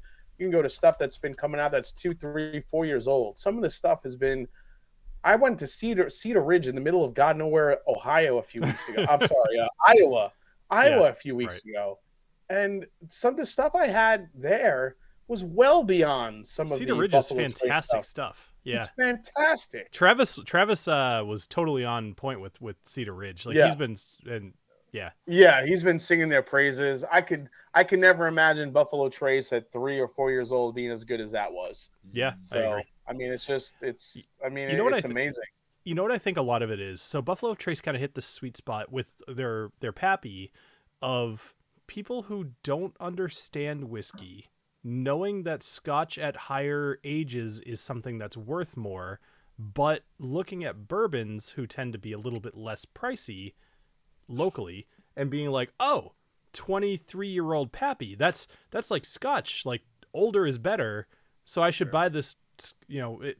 A guy I know, his name's Dan, he bought a ton of pappy when it was still on the shelves. Like, he has dozens of bottles of everything from 23 down to 12. And he loves to show it to me every time I go there because he's just rubbing it in my face. And one of these days when he's not paying attention, I'm going to do it anytime I go to someone's house and invites me over and they're like, look at all my pappy. I'm like, that doesn't. What are they open? Like, that's the thing. Like, no, they're not open. No. Most of them aren't open. I'm like, that does not impress me at all. So you can, what else do you have? And they usually beyond the pappy, they don't have anything else that impress me. I'm like, that does nothing for me. Yeah. So, in this case, this guy, he actually, he's kind of the perfect guy to have these kind of bottles because he's well aware that people are dumb and buying them or whatever. And he's like, I just have these because I actually like them and I open them for special occasions. And it's like what you should be doing. But I keep telling him, I'm like, why even bother with the 20? Like, who wants an over oaked bourbon for 23 years? Like, the thing literally just tastes like wood. It's like, there's a little bit of caramel in there. I can't speak. I've never tried it. I had the 23 at his house one time, but it's a low proof, over oaked bullshit bourbon. It's not great at all. Yeah. I mean, I I did it in a blind I think last year. Mhm. Somebody sent me some samples of all the Pappies. I put 23 in a blind. It came in last. Yeah, The best I'm one not that I had surprised. the best one that I had has been the 15. I think the 12, the Van Winkle Lot B it's an over glorified Weller 12. And the old Rip Van Winkle 10 that people pay like $800 for. I mean, I'd rather have a 4 Rosa single barrel over that bullshit. It's good, but it's not anything I would overpay for. Yeah. So Well, I just I do think. Oh, sorry, just Bill, go ahead. real quick. I just dropped a link in the chat. Don't watch it now, but like if you just click that, leave it open in the background. Like a year and a half ago, I did a short which was talking about exactly this concept, where I was like, stop buying Pappy. It's just over oak bourbon. It just tastes like burnt cinnamon. Just watch that later. Like I put a lot of effort. I love that short. I actually find myself watching it like over like occasionally because I think it's funny. But anyway, Wow. like Okay. I know I'm just gonna pat myself on the back. horn. Like I literally just I love done that short. It's like it was the first short I ever made too. So I was like, I think that's really funny. But if you haven't seen it, then you should go watch it. But go ahead, Ed. Oh, I'll no, shut up. I was just thinking about. I mean, I think part of the reason Pappy was attractive in its early iterations was the fact that you were actually getting Stitzel-Weller distillate. These were aged Stitzel-Weller barrels that had been retained and were being bottled. So, I mean, that is a special thing. That is a special thing, and I can appreciate why people would be interested in, even if it is overaged. But there's a special thing about getting to drink whiskey history in the form of this Stitzel-Weller distillate. That said, in its modern iteration, it's merely paying lip service to that heritage. It's not really about the distillate anymore. It's about the brand. yeah, that's well said. That's well said, Ed. It's just and I mean, to some of the like Steve A and Dustin in the chat, they talk about some of the older Stitzel-Weller stuff that was Pappy. That literally, I've only had the pleasure of trying 2 bottles from the old Stitzel-Weller Pappies, and it really is like vanilla extract in the glass, and it's fucking amazing. And the stuff that they're putting out now just doesn't even come close. So anyone that wants to overpay for that stuff that's coming out today, it's just not gonna So measure up. question. I mean, so I know the distillery closed, but like, what has changed? I guess from that old stuff to new stuff that is like, what is it that they're doing different or wrong that, like, I mean, I guess any thoughts on what that is? Well, you got I to don't remember, get why that it's, stops. I mean, it could be anything, Audrian. I mean, so many different, and Ed could tell you as a distiller. I mean, it goes down from the grain to the evolution of the grain to the still to who's distilling it to the maturation. All that falls into play, and I just don't think, for whatever reason. I mean, my theory is that just when you had the old Pappies being distilled by Pappy Van Winkle, it was. Everything kind of just all the stars aligned at some point, and that stuff was just magical. And I think today, being distilled by Buffalo Trace, being aged where it is, it's just not gonna give the same. I don't know. I just think it's a different animal than what it was. I mean, Ed, you could chime in. Well, no, I do think location of aging is going to make a difference no matter what. I mean, but that's kind of an intangible thing that's hard to quantify. It's hard to know exactly what rickhouse and the location of the rickhouse is going to give you the closest flavor match. I mean, I think one thing that I'd love to know more about, at least from the perspective of production, is part of what made Stitzel-Weller special, at least from apocryphal, firsthand experience, was that Pappy and the boys were very considerate about their usage of yeast and what strain of yeast they use. I don't know to what extent Buffalo Trace has tried to continue that, or if this is, and that's the thing. I think a lot of modern distillers up until very recently were not worrying about what type of yeast they were using, and were not really thinking about their fermentation a whole lot. And especially on an industrial scale with like BT, you are just trying to make as much alcohol as you possibly can. You're not necessarily thinking about the flavors you're creating during fermentation. So it could be anything, you know. Crazy. Are they doing Yeah. open fermentation? Are they doing closed fermentation? Mhm. How when are they pitching their yeast? At what temperature? Anytime you change any part of that process, you're going to get different flavors, and that's going to continue. Those flavors are going to continue into your final product. Yeah.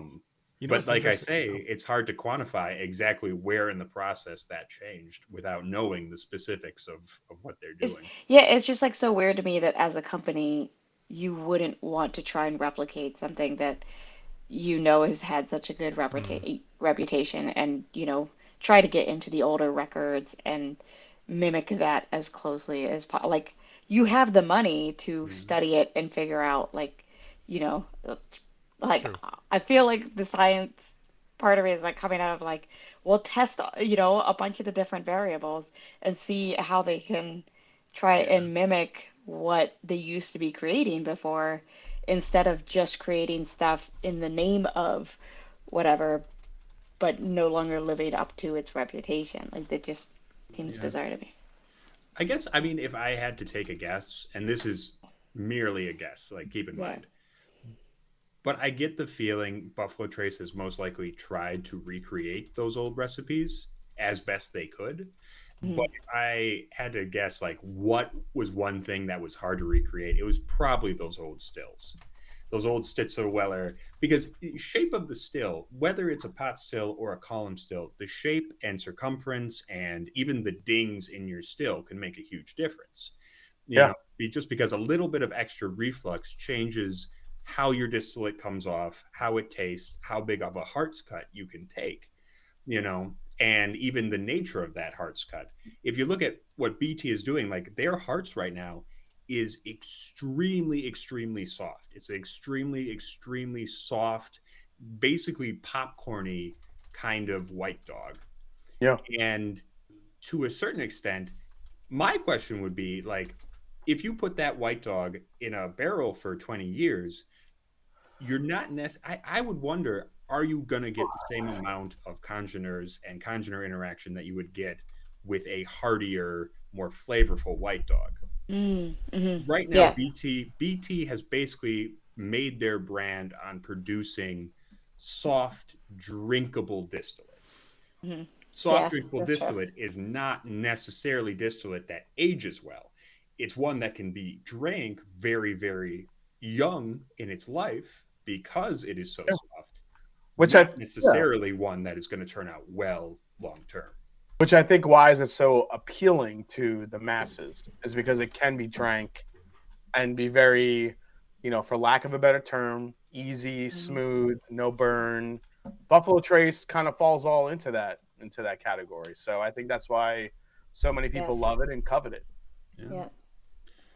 Now, then again, we don't know exactly what BT is doing behind the scenes, so I don't want to. Yeah. I don't want to say. No, it's just interesting to think about, of like, what are the things that are, causing the problem of worse quality in this thing, and why that would happen. You have the question of yeast strain too. I mean, apparently the Van Winkle yeast strain is gone. I think the folks at Wilderness Trail are trying to recreate it. But I don't know if they can.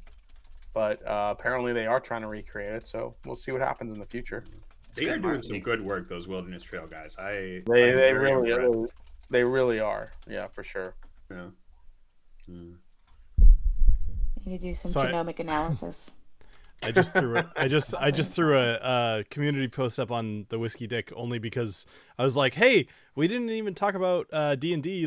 We just talked about whiskey. You probably don't want to miss this one. I was thinking that. I was like, if this becomes a podcast, all the ones who started listening is going to be like, I know, right? It's funny because I pushed the D&D podcast pretty hard this last week, and I know that we got like quite a few new viewers, and if they popped in tonight and this is all that they heard, oops. They're confused. But the twist side of that is all of our regulars who we already know love whiskey. Like, they're here to hear this cool conversation. Oh, for so sure. Got a little exclusive live chat.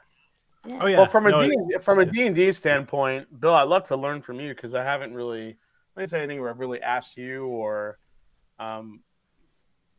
kind of the storyline that you built and the the sequence of events that we have all gone through. Was this kind of planned out from the beginning, or is this kind of do you look at what happened one week and then you kind of plan out what happens the next week? How do you plan it each and every week? I wonder that all the time. Yeah.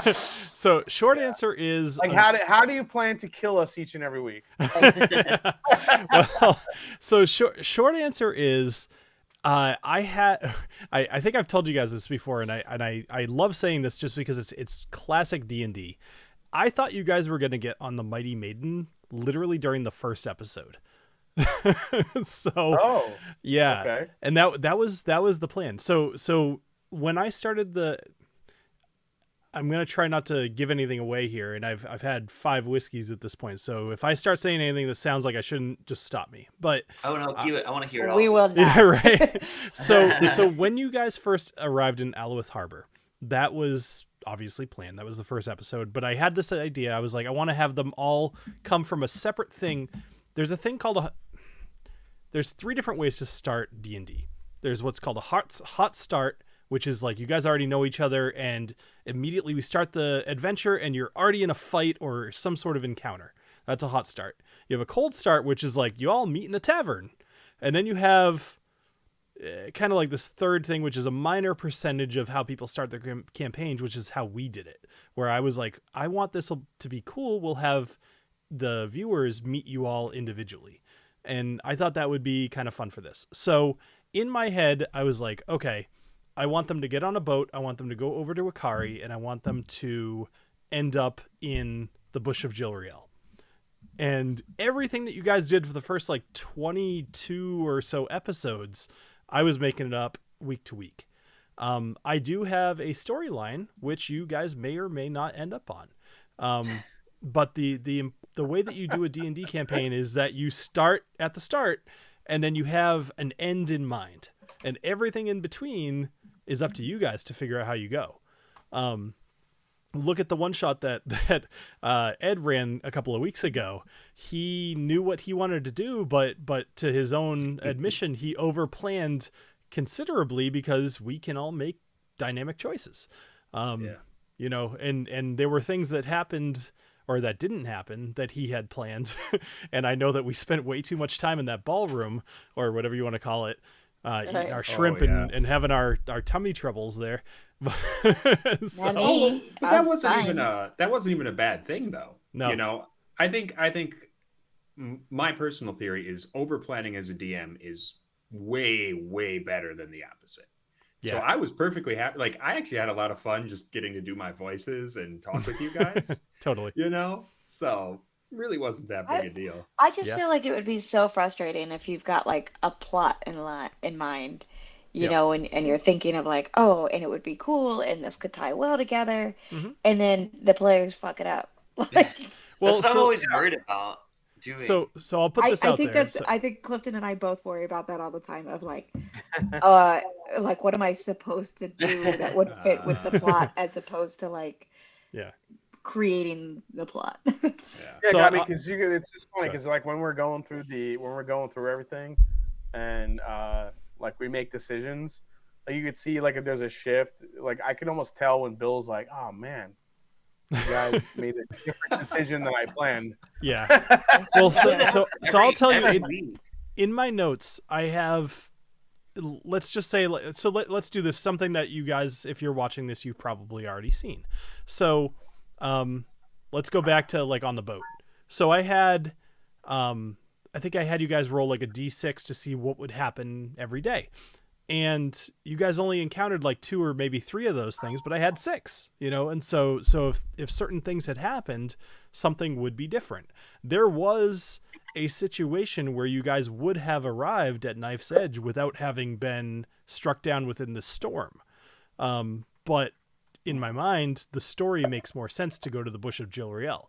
But I also don't want to force the story. I'd rather have you guys just go somewhere. And part of the fun of being a DM is I have an idea, but I'd rather have the story grow organically. It's one of the cool things about D&D is if you guys don't do anything that I think of, Somebody open a bottle. Sorry, that was me. Oh yeah, Squeaky nice. Yeah, That was a hell of a cork pop. Yeah, hopefully See, open the bottle. squeaky. That was like sounded painful. Method Madness, yeah. Yeah. Chestnut cask, yeah. Nice. One of the fun things about D&D is that every week I need to try to be like, well, how does this make sense? Does it make sense? And how can I keep this fun? And does this fit into whatever concept I had in mind? And to be perfectly frank, like there will be a time where you guys end up at the place that I have in mind for you to end up. Everything in between there is completely dynamic. And really, actually, that last place too, like you guys may do a thing that makes that last thing never happen, and that would be fine too. I'll come up with something else. But I've got this entire stack of books over here, this thing right here, and many of those give me a lot of ideas. Actually, a lot. I mean, I've shown a couple of these off, but one of the ones I'm going to show off in this real quick, one of my favorite books, because it tells me how to kill you guys. Traps, Puzzles, and Dungeons. Man, Traps, Puzzles, and Dungeons. And So- it's got a freaking black skull on the front. Great. It sure does. It's Right? funny. It This better was not be Booker's skull. it's it's in a this is part of a series of 4 books so far, and this I think was the first one I needed because I was like, I'm having trouble thinking of traps that make sense and don't feel just like, oh, you stepped on a pressure plate and you got hit by a poison dart, which might happen, but that's not as much fun as some of the other things in the book. I gotta say, I'm really intrigued by the way this is going right now. Like the fact that we're all freaking lizard people, and That's cool. we're in this habitat of this huge clan, and freaking Ripper now is here, and to see what happens after that, and when do we turn back into our normal selves? Like all that stuff's pretty intriguing to me. What I'm most looking forward to is at the end of the campaign, I would love to have an episode where I just tell you guys everything. That'd be What fun. what did you do Yes. that I didn't expect? What did I see coming? Like what did I just make up on the spot that ended up becoming a huge thing? Because there have been a couple of those too. And Really, I just want Ed to turn back into his Agnomeio form and be like, "Look, I told you, it's me. I was a gnome the I entire was time. the whole time. It's really me."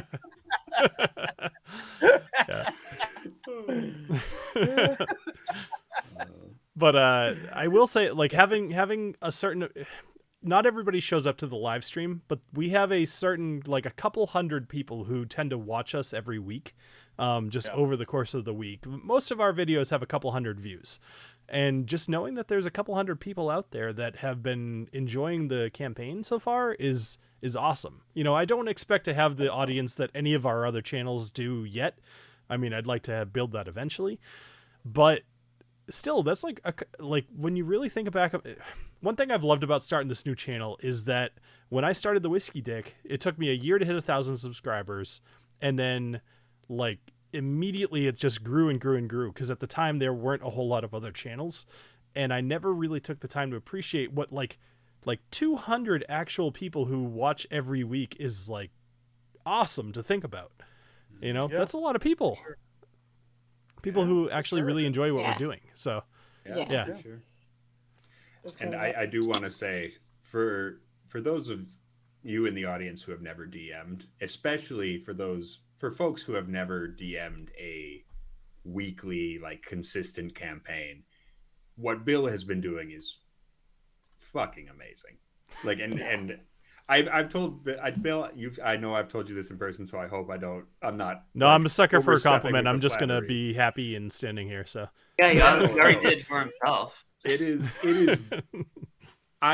Especially for me, like, coming from my style of DMing is a little bit more, I love delves. I love one shots. I love that kind of deal. So Bill has been delivering every week. And I gotta say, it's been superb, because I think it's been a good balance of keeping things interesting week to week and continuing the story. So, I think it's easy to not realize how hard that can be. Yeah, I don't.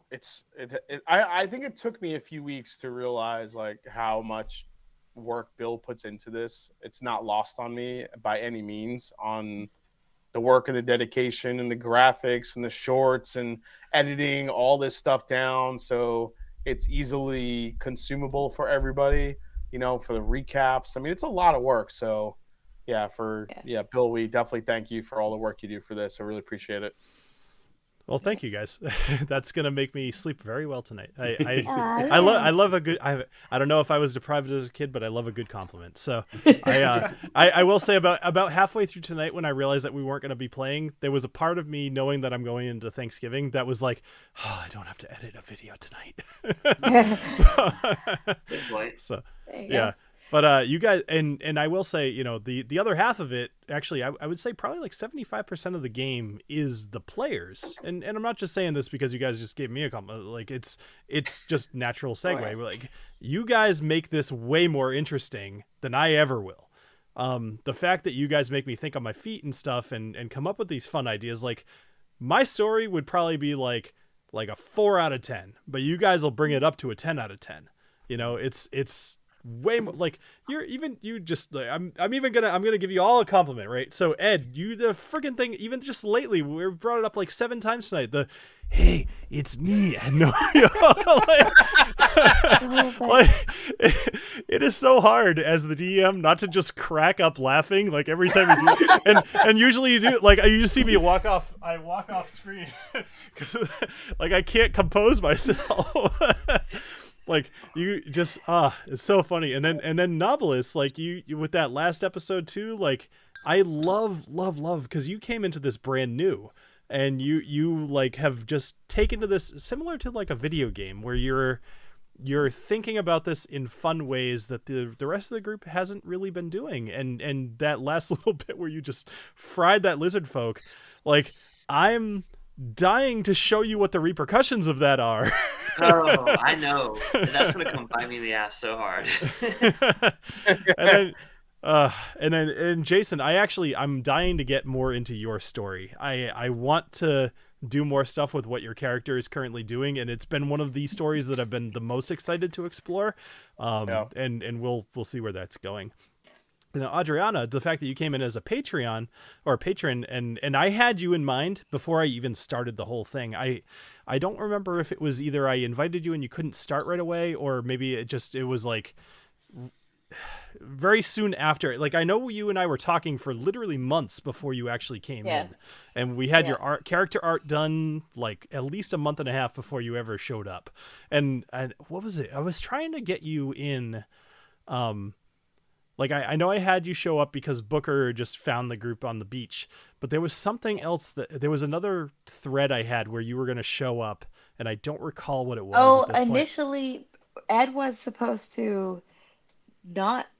He was also supposed to pass. That's out, right. but Yes.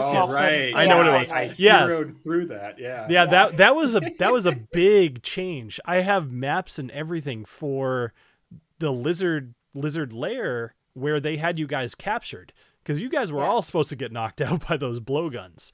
And Audrey, I'll tell you now because it won't happen otherwise. So Adriana was gonna have Talin was gonna be in one of these. Let me back up. So the lizard folk camp was gonna have a pit in the ground that 2 of you were gonna be in, and then another pit that 2 plus Talin was gonna be in. And you guys were gonna be separated, and we were gonna follow both of how you were gonna get around this and like sneak out of your cells essentially, and then reconvene and maybe beat up the lizard folk. Who knows? But Talin, being a halfling, was going to be tied to a pole. You guys were going to chat for a little bit, and suddenly Booker was going to burst through the wall of the hut. Because he's a big old friggin' dog. He was gonna be like, I smell Talin, and he was gonna burst through the wall and then help like gnaw her bindings off, and then she was gonna probably help you guys get loose, and then you would go try to help save the other 2. That was what I had in mind, which clearly didn't happen. But Booker, the Kool-Aid guy. Right, exactly, yeah. Instead, I was just like, Booker's going to go lick Knobolas in the face. It'll be fine. That has the same impact. I see Eric Jacobson is asking, how did you get Eric? into this, Bill?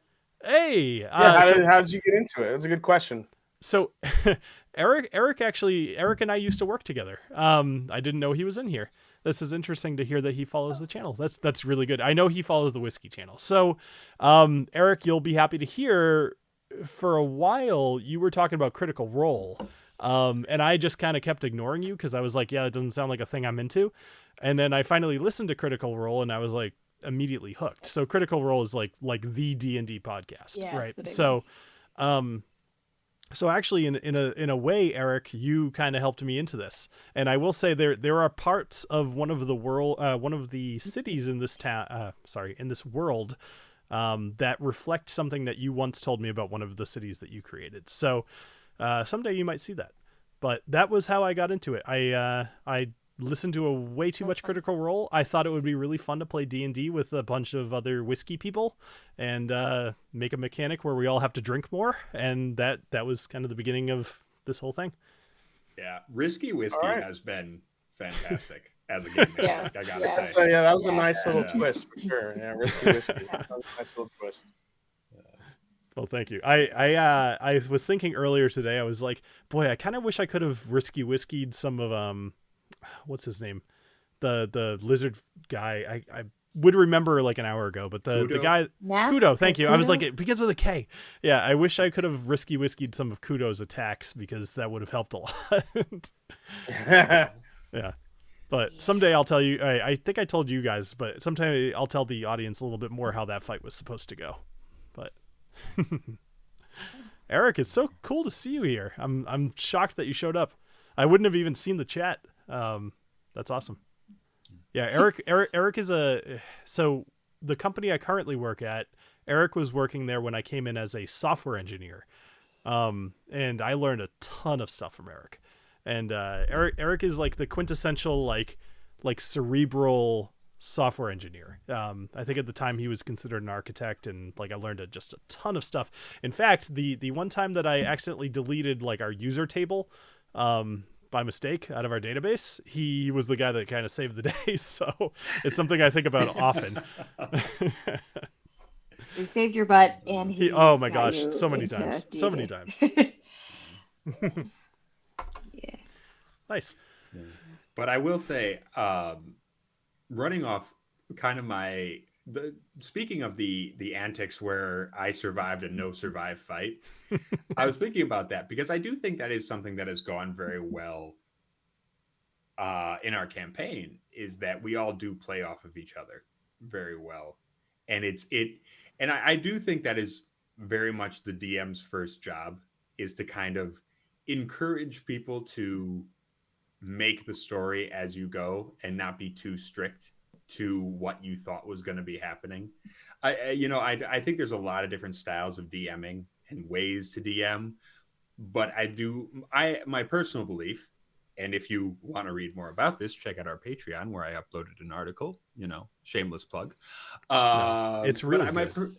My personal belief is that, once you start DMing a campaign, or even however you're playing, if you're trying to tell a story, you should not be railroading your players. And I think that's something that I like to think we've been doing very well, is playing off of each other and collaborating on the storyline,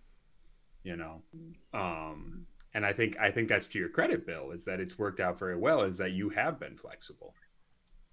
Well, thanks.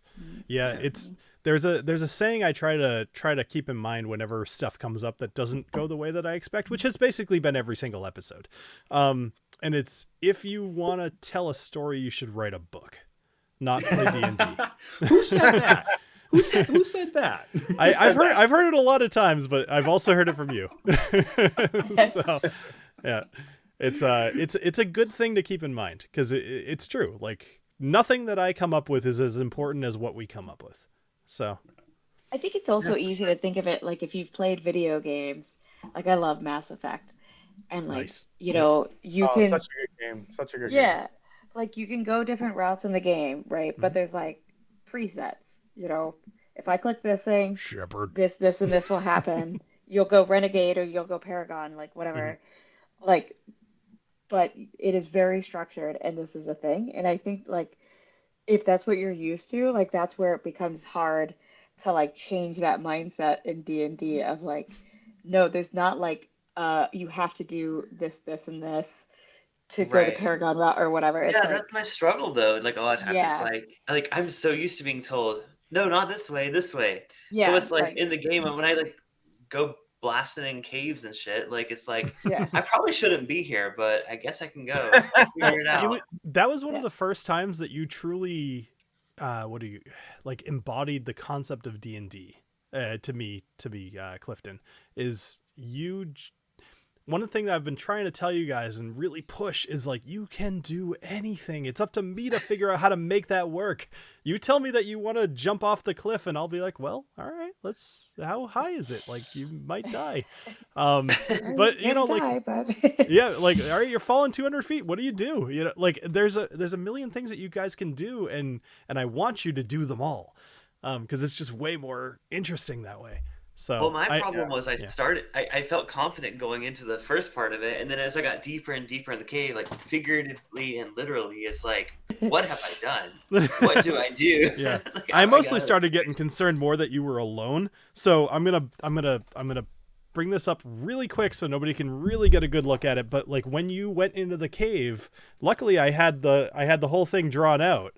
Literally no one saw anything. Wow, Bill. No, that's So good. Wonderful. it's not like two black But squares. you guys can't go back and pause it, but the viewers could. We can't watch the replay? No, you won't. Well, I'm won't, telling you, though. you know, I won't. don't. I don't think it was even in focus. Yeah, well, it might not have been, but either way, what you saw was a huge cavernous system, and you got like a tenth of the way through it, and I just kept being like, well, I know where this thing goes, but I have no map here to show anybody, so let's see what happens. So actually, let me ask a question for the audience. So as far as having the maps versus us just kind of describing the scenes, do you have a preference? Because I do. Oh yeah. But I don't know, like it's whatever. Yeah, I'm curious what the audience thinks and actually what you guys think. There have only been a couple of times where I've really just described a scene versus showing you the scene. Wait, are you asking us or just the audience? I'm asking everybody. You guys too. Oh, okay. Mhm. I was like, there's a huge pause. It definitely helps me to be able to see the like what I'm trying to think in like trying to make the decisions of what we're gonna do, you know, like and thinking about the fight. But at the same time, like I'm so used to listening to like podcasts where it's just I'm not visually seeing any of it, so like it's not an issue. But as a player, it's helpful to have the visual. I like having them. I also, but the times where mostly thanks to technology, we don't have them. I feel like I get more into the story. So I would have said if before that last stream where I went off the rails, I would have said I preferred having them. But that time, you know, I had nothing to go off of. I feel like I could be a lot more creative as a player without having the. Because like when I have it, I'm like, oh, what is that thing over there? Oh, what is that thing moving on the ground? You know, like I'm focused on those things versus like, oh, I'm in a cave. Like it's really dark. Like what the hell's going on? You know. Yeah. So I had the chance to play D&D. I was kind of telling you guys this before we started, but so I had a chance to play a little bit of D&D last week. I was actually at a bar, and it was a game night kind of thing that was set up at the bar, and the DM was describing every scene. And in my mind, yes, I could picture what he was saying, but there was a lot of things I was unsure of. Like, so I chose a wizard. This is actually, I got to play twice. So the first time I was telling these guys, I got to play as a cleric dwarf named Stumpy, which was wonderful. But then the second time it's slightly longer little game, I got to play as a wizard. And I was having a blast with it. But as the DM was describing the scene, I was like, okay, so what I actually got concrete was that I'm in a room and there's a thing in the middle that Sorry, it's this method bottle. I'm sorry. Oh my I'll try to do it off to the side. Yeah, it's all right. It's like a door freaking open. Oh my God. I know. So anyway, so I was like, there's a room and there's a thing that he described in the middle that is clearly the most important thing because that's what he took the time to describe. It was similar to what you've talked about, Ed, where it's Chekhov's gun, But I've actually, the fact that you've pointed that out to me a few times has made me more aware to describe things that aren't necessarily the focus as well.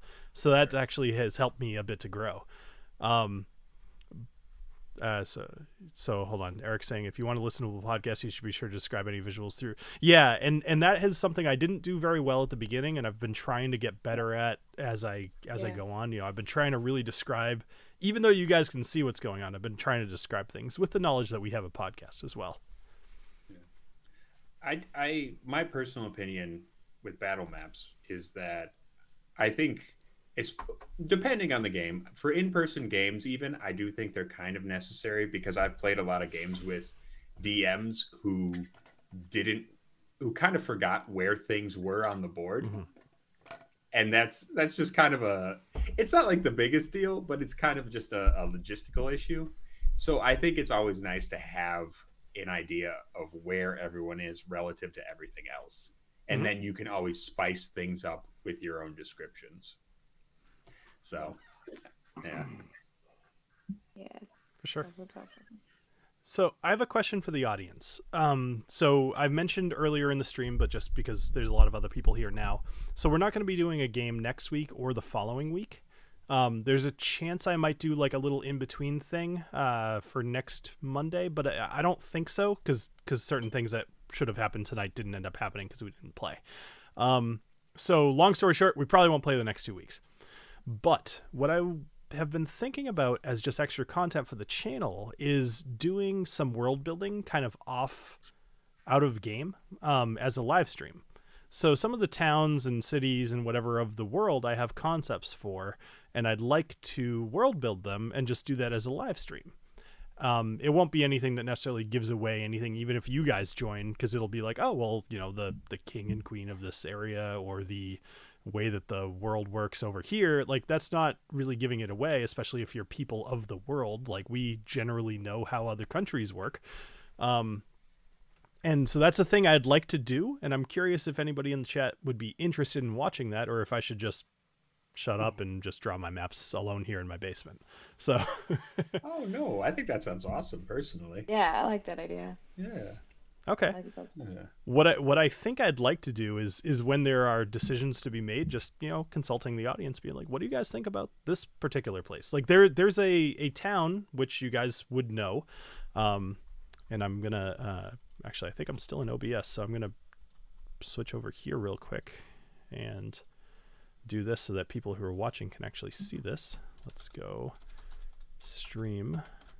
This won't give anything necessarily away. It's more just talking about the world.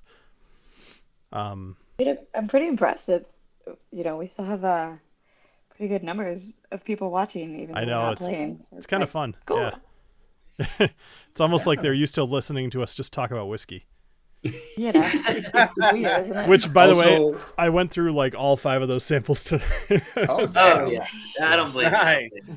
I also Well, killed all of. We know Ed 100. drank a lot of Method of Madness. so- Well, no, I actually just made a Method and Madness plus 80 Law Rye blend here. I'm gonna see how that is. So There you go. yeah. I love doing crazy, stupid blends. Every time I do a video, if I have like multiple bottles, I just blend it, see how it tastes at the end. Oh, for It's sure. almost like That's always almost fun. like you're hosting a blending competition or something. It's almost like that's hard. happening. It's almost like yeah. So this is one place that I have going on that I've actually, I mean, you guys may or may not even ever get here. But so this guy right here May is not called, ever get here. this is called an Aarakocra. It's basically a bird person, right? And there's a town here over on Avera called Windia. And the idea is that this particular town has a pretty good tie in with the elemental plane of air. And that's where these creatures came from at some point. But this whole town is mostly filled with these types of people.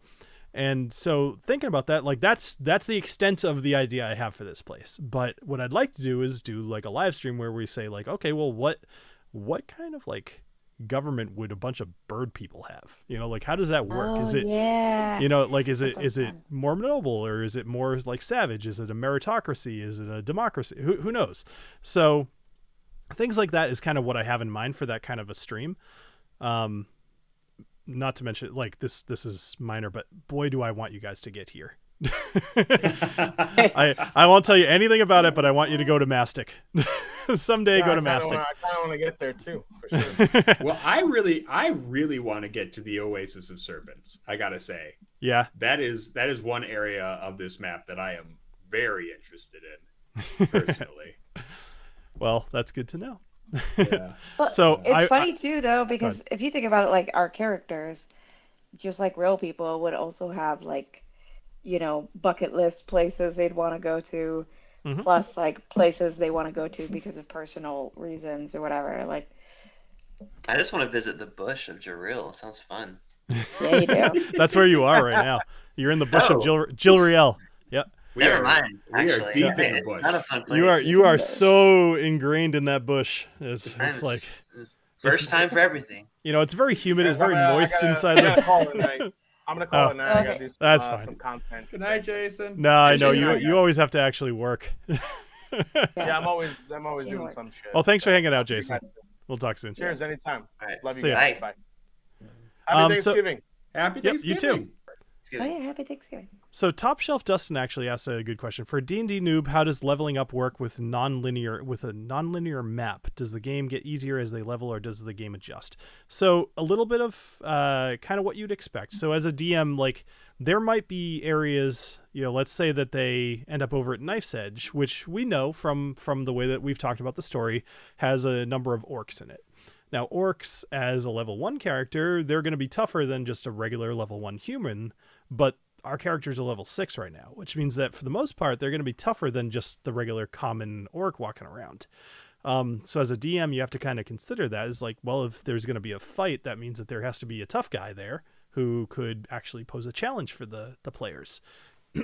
But it wouldn't really make a whole lot of sense to, say, throw 5 goblins at our group right now, because they would destroy our group would destroy those goblins. But if there was some sort of extra special tough goblin, like I'd have to think of how to make that happen.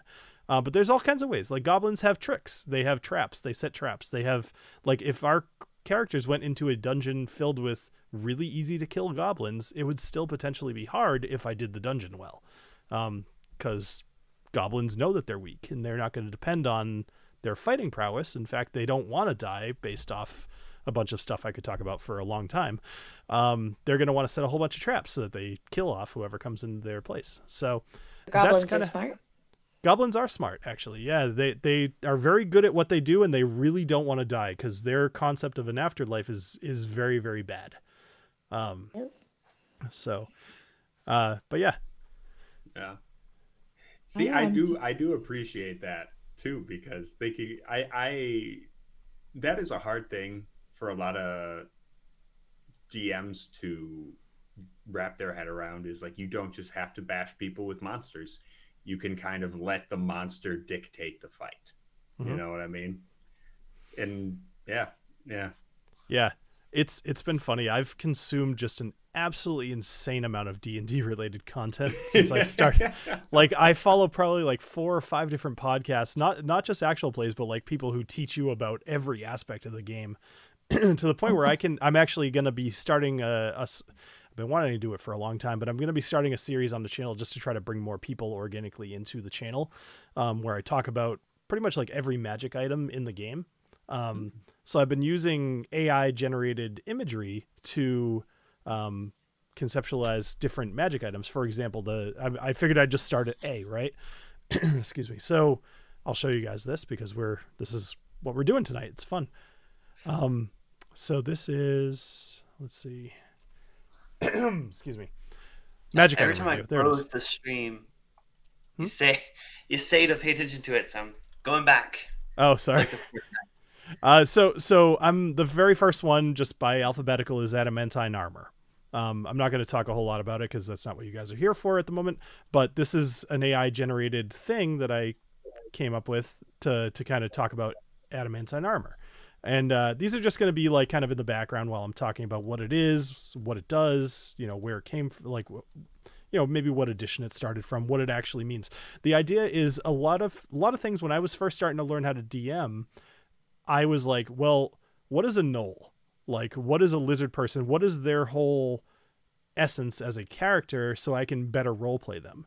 And when I think about it, it's like, okay, let's say I give one of you guys adamantine armor. I would rather understand the repercussions of that. And this is a lesson I learned in the game that I DM'd prior to the stream, where I gave one of my characters I think it was a crossbow of, I forget what it's called, but I think like awareness or alert or something like that. Or basically what it meant is that based off that magic item, that group could no longer be surprised.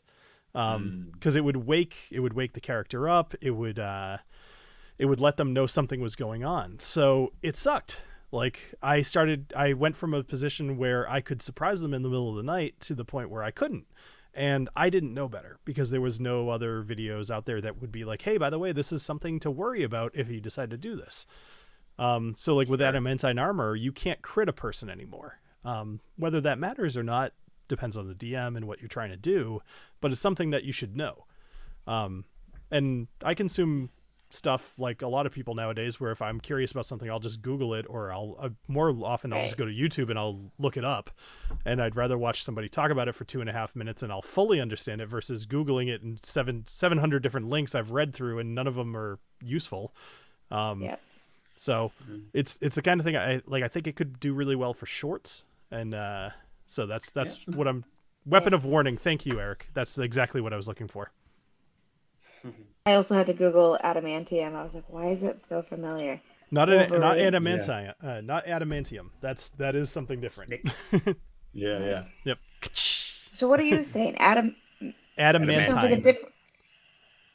Oh, adamantine. Yes. Oh, okay. So Okay. in D&D, so it's the same kind of thing. It's like there's mithril, but there's also adamantine, which is based off of an ore called adamantite, I believe. I don't remember. I was looking this up actually just yesterday. But the whole thing is to try to not get into a copyright problem with Marvel. So adamantine is different than adamantium. Okay, gotcha. Yep. That was just a different pronunciation of adamantium. And I was like, why is that so familiar? Yeah. But so there's a difference between adamantine weapons and adamantine armor. The weapons do something different. Basically, I forget what it is. It's like you get an extra damage if you crit or something like that. I don't remember. Well, I have no idea what we're talking about, but I think I'm actually going to call it a night as well. That's all right, guys. But cheers, so much fun. I'm looking forward to in 2 weeks facing these gnolls that are coming down that hill. I'm nervous, but I'm very excited. So cheers, y'all. Have a good rest of your night. Bye, everyone. Cheers. Bye. And actually, I think with that, we'll call it a stream anyway, because I could talk about this stuff all night. So, fair enough. Yeah. But thank you, everybody, for hanging with us as long as we did. I'm sorry we didn't get to play tonight, but I think we made the best of it. And this was actually a whole lot of fun. And Adriana, I wish you a safe trip tomorrow, getting out of the snowstorm. So Thanks. And happy Thanksgiving to everyone. Yeah, happy Thanksgiving, everybody. All right. Bye, everybody. Cheers.